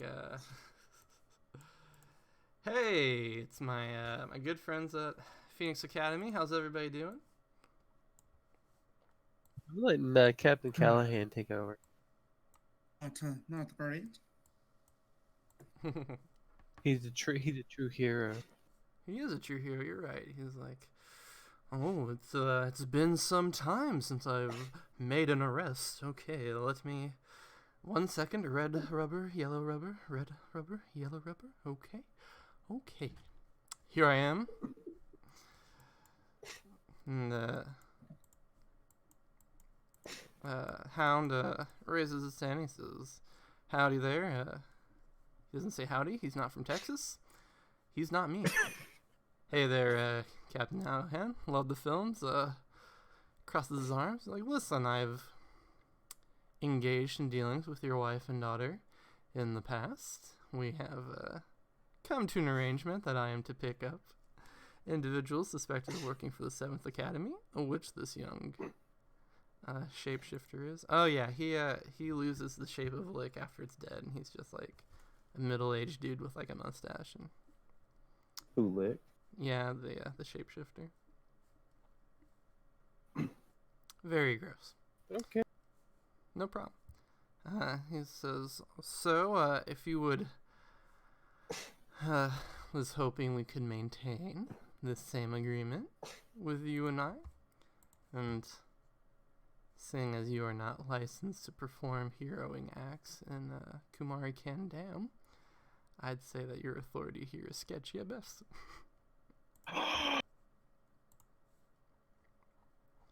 And Captain Callahan, he crosses his arms and he says, "Yes, well, that very well may be, but justice is universal, and I won't be having some gun-toting mercenaries clawing their way into the investigation." He's gonna roll intimidation. Pretty good. From the dead. From the dead, Lick rolls intimidation. Let's see. Oh, look, Hound doesn't have stats. Well, alright. Hound nods his head and he says, "Alright, fair enough." Boop, boop, boop. Nope. And, Captain Callahan collapses on the gurney. He's like, "Oh, that was a close one." And you're like, "I don't think it was. You're PL-15. Great, but after they head off, the actual police come in. They take Lick into custody. They're like, "Can we see everybody's license here? Good, good, good." Captain Callahan's like, "I just watched." And they're like, "Did you really?"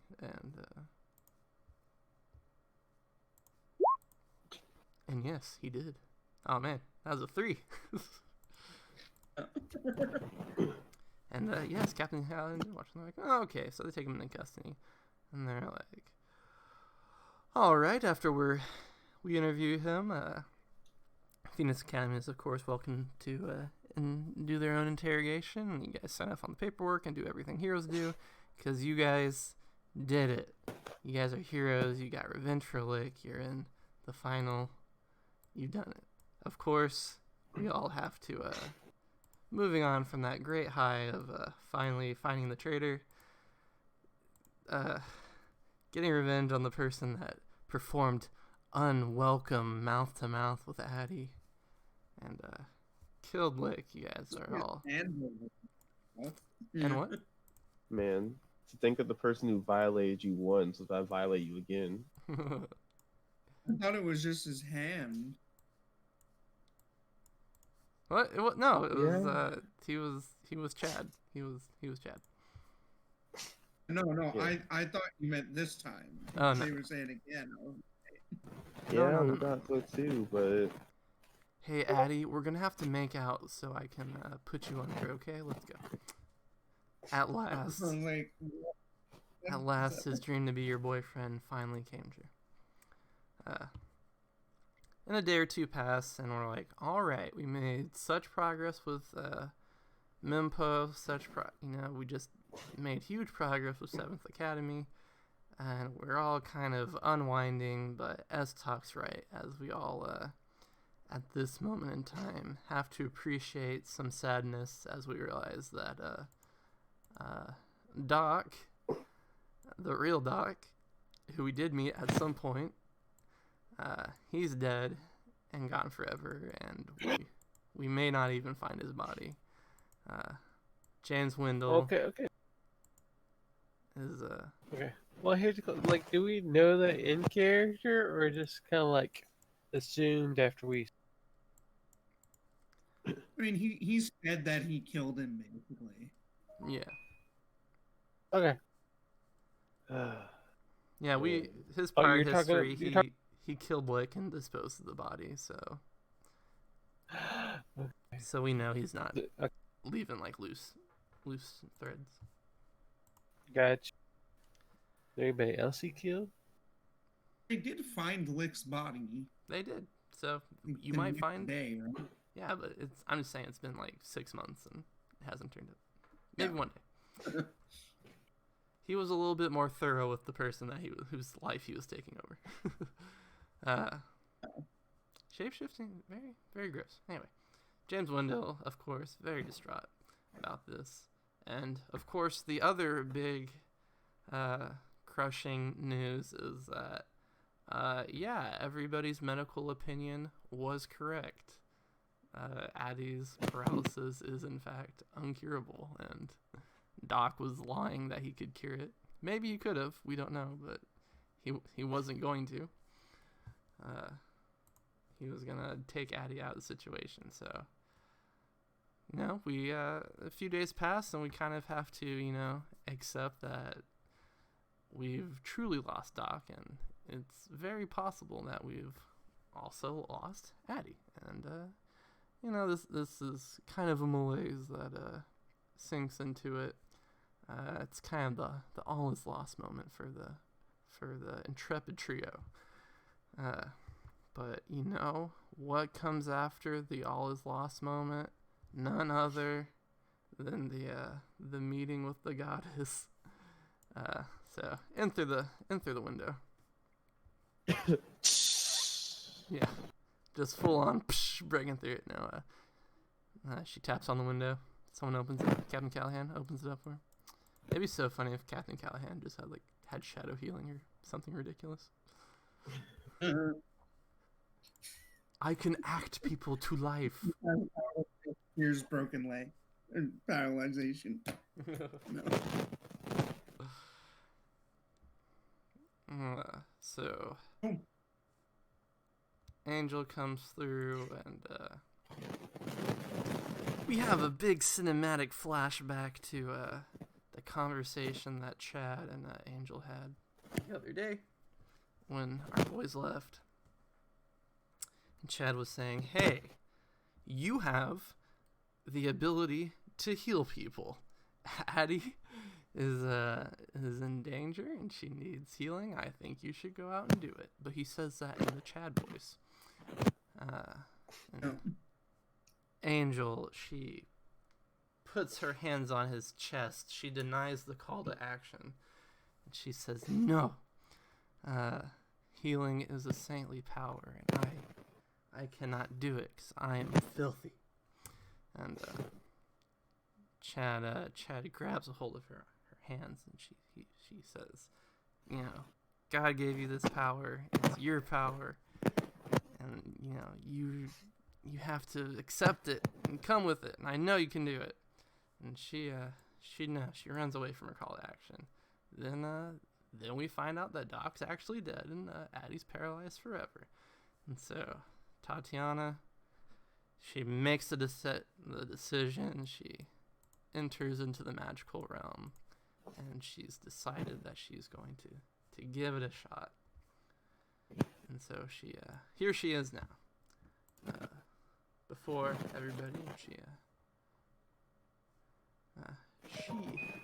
nods to everybody knowingly, and she looks over at Captain Callahan, looks away, and does a double take, and she says, "Oh my God, can I have an autograph?" She turns her head away. She says, "No, sorry, I'm getting distracted. Addie, a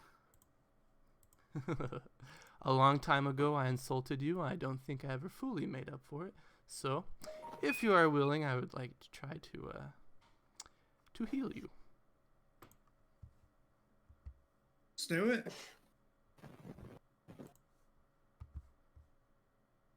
And she looks over at Estok and she says, she just really goes along with anything, huh? Most of the time. So she goes, okay. And aside from that, I'll be paralyzed from the waist down for the rest of my life. I guess, you I'd just... rather let you. I just come in, I say I can heal you, no questions at all. Yeah. I don't know. It just seems... Anyway. I accept it. I'm not angry. She comes over. He steps back because he's like getting smacked in the face by angel wings. And she grabs hold of Addie's hand and she says, okay. Here we go.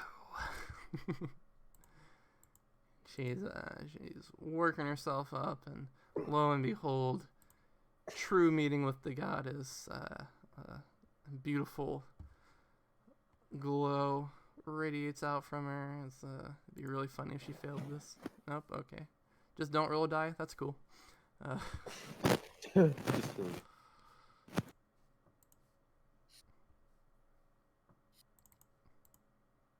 There we go. Lick once again comes back from the grave to do some good. His power's immortality, and he's just like been playing the long con this entire time. Oh no! What I like to think is that what's happening here is, where is it? Like, I'm just thinking about this.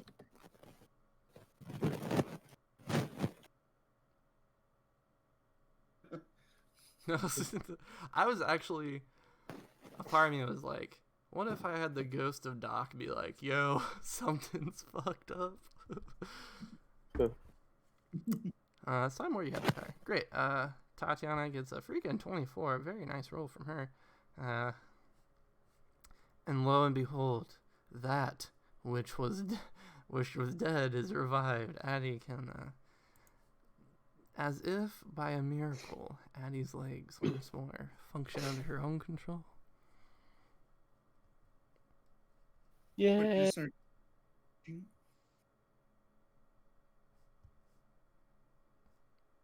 And Tatiana, she kind of gasps when she steps back, and she's like, "Oh my, it actually worked."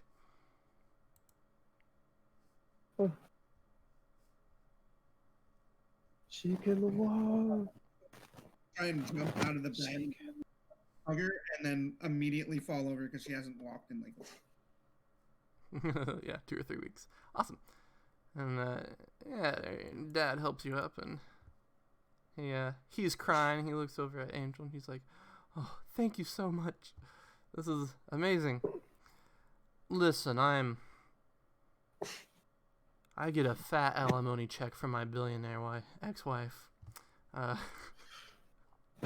Is there any way I can thank you financially?" And we see dollar signs erupt in Angel's eyes. And she's like, "You know what? That's right. I am heartbreakingly poor." But no, at the moment, she's... At 5, well, Right, both Addie, filthy. give your rival some. Mac's a bad person. Yes. I remember we were having that like conversation about how Addie and her rival couldn't be in third position. Like Addie seems to be perfect for a villain role, while her rival is like someone that's like just trying to make it her way in the world, fighting against justice wherever she goes.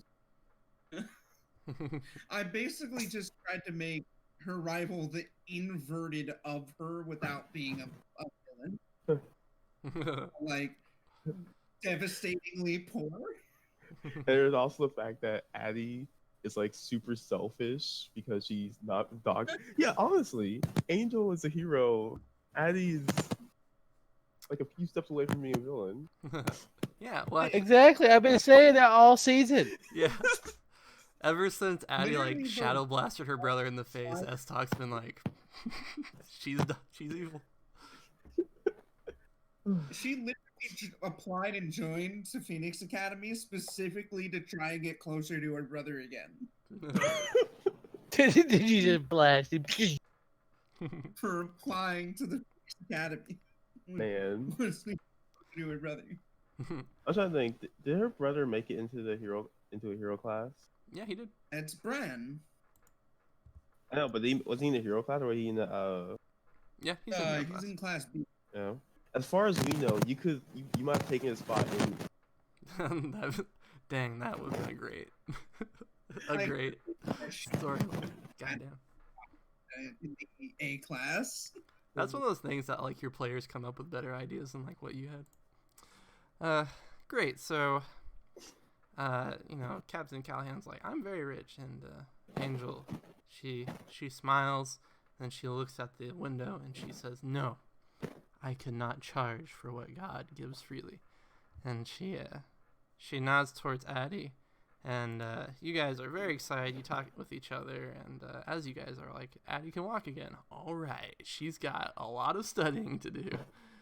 She's 3 weeks behind all the practical stuff. No.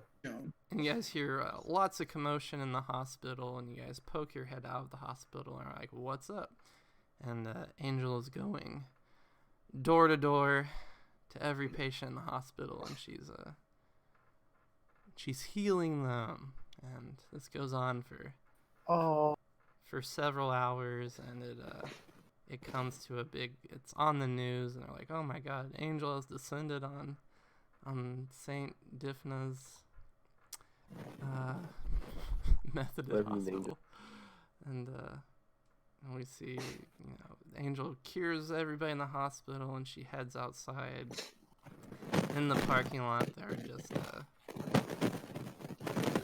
bunch of people who have taken, their sick and ailing loved ones, and have taken them to the hospital to be cured. And we see Angel walking among them, glowing, and we zoom up on her face, and she's crying. She is red in her face, and she can't believe what's happening right now. And everybody else is crying, loving her, and we embrace this part of our story, the meeting with the godness, which is everybody is overcome with the purest form of love, as Addie is cured once more, and we delightfully mourn.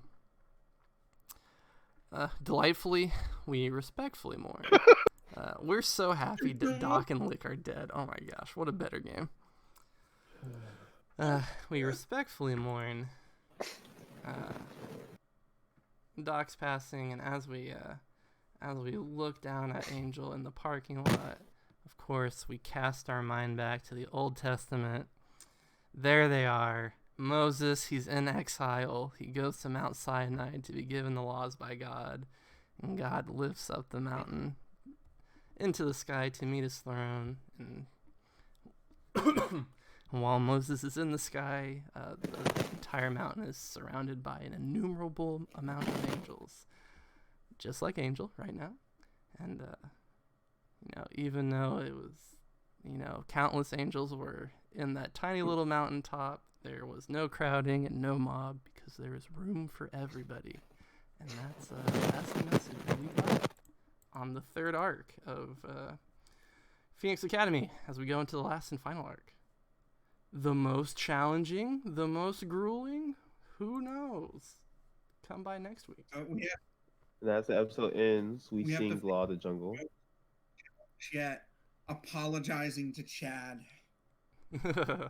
Excellent. You know what?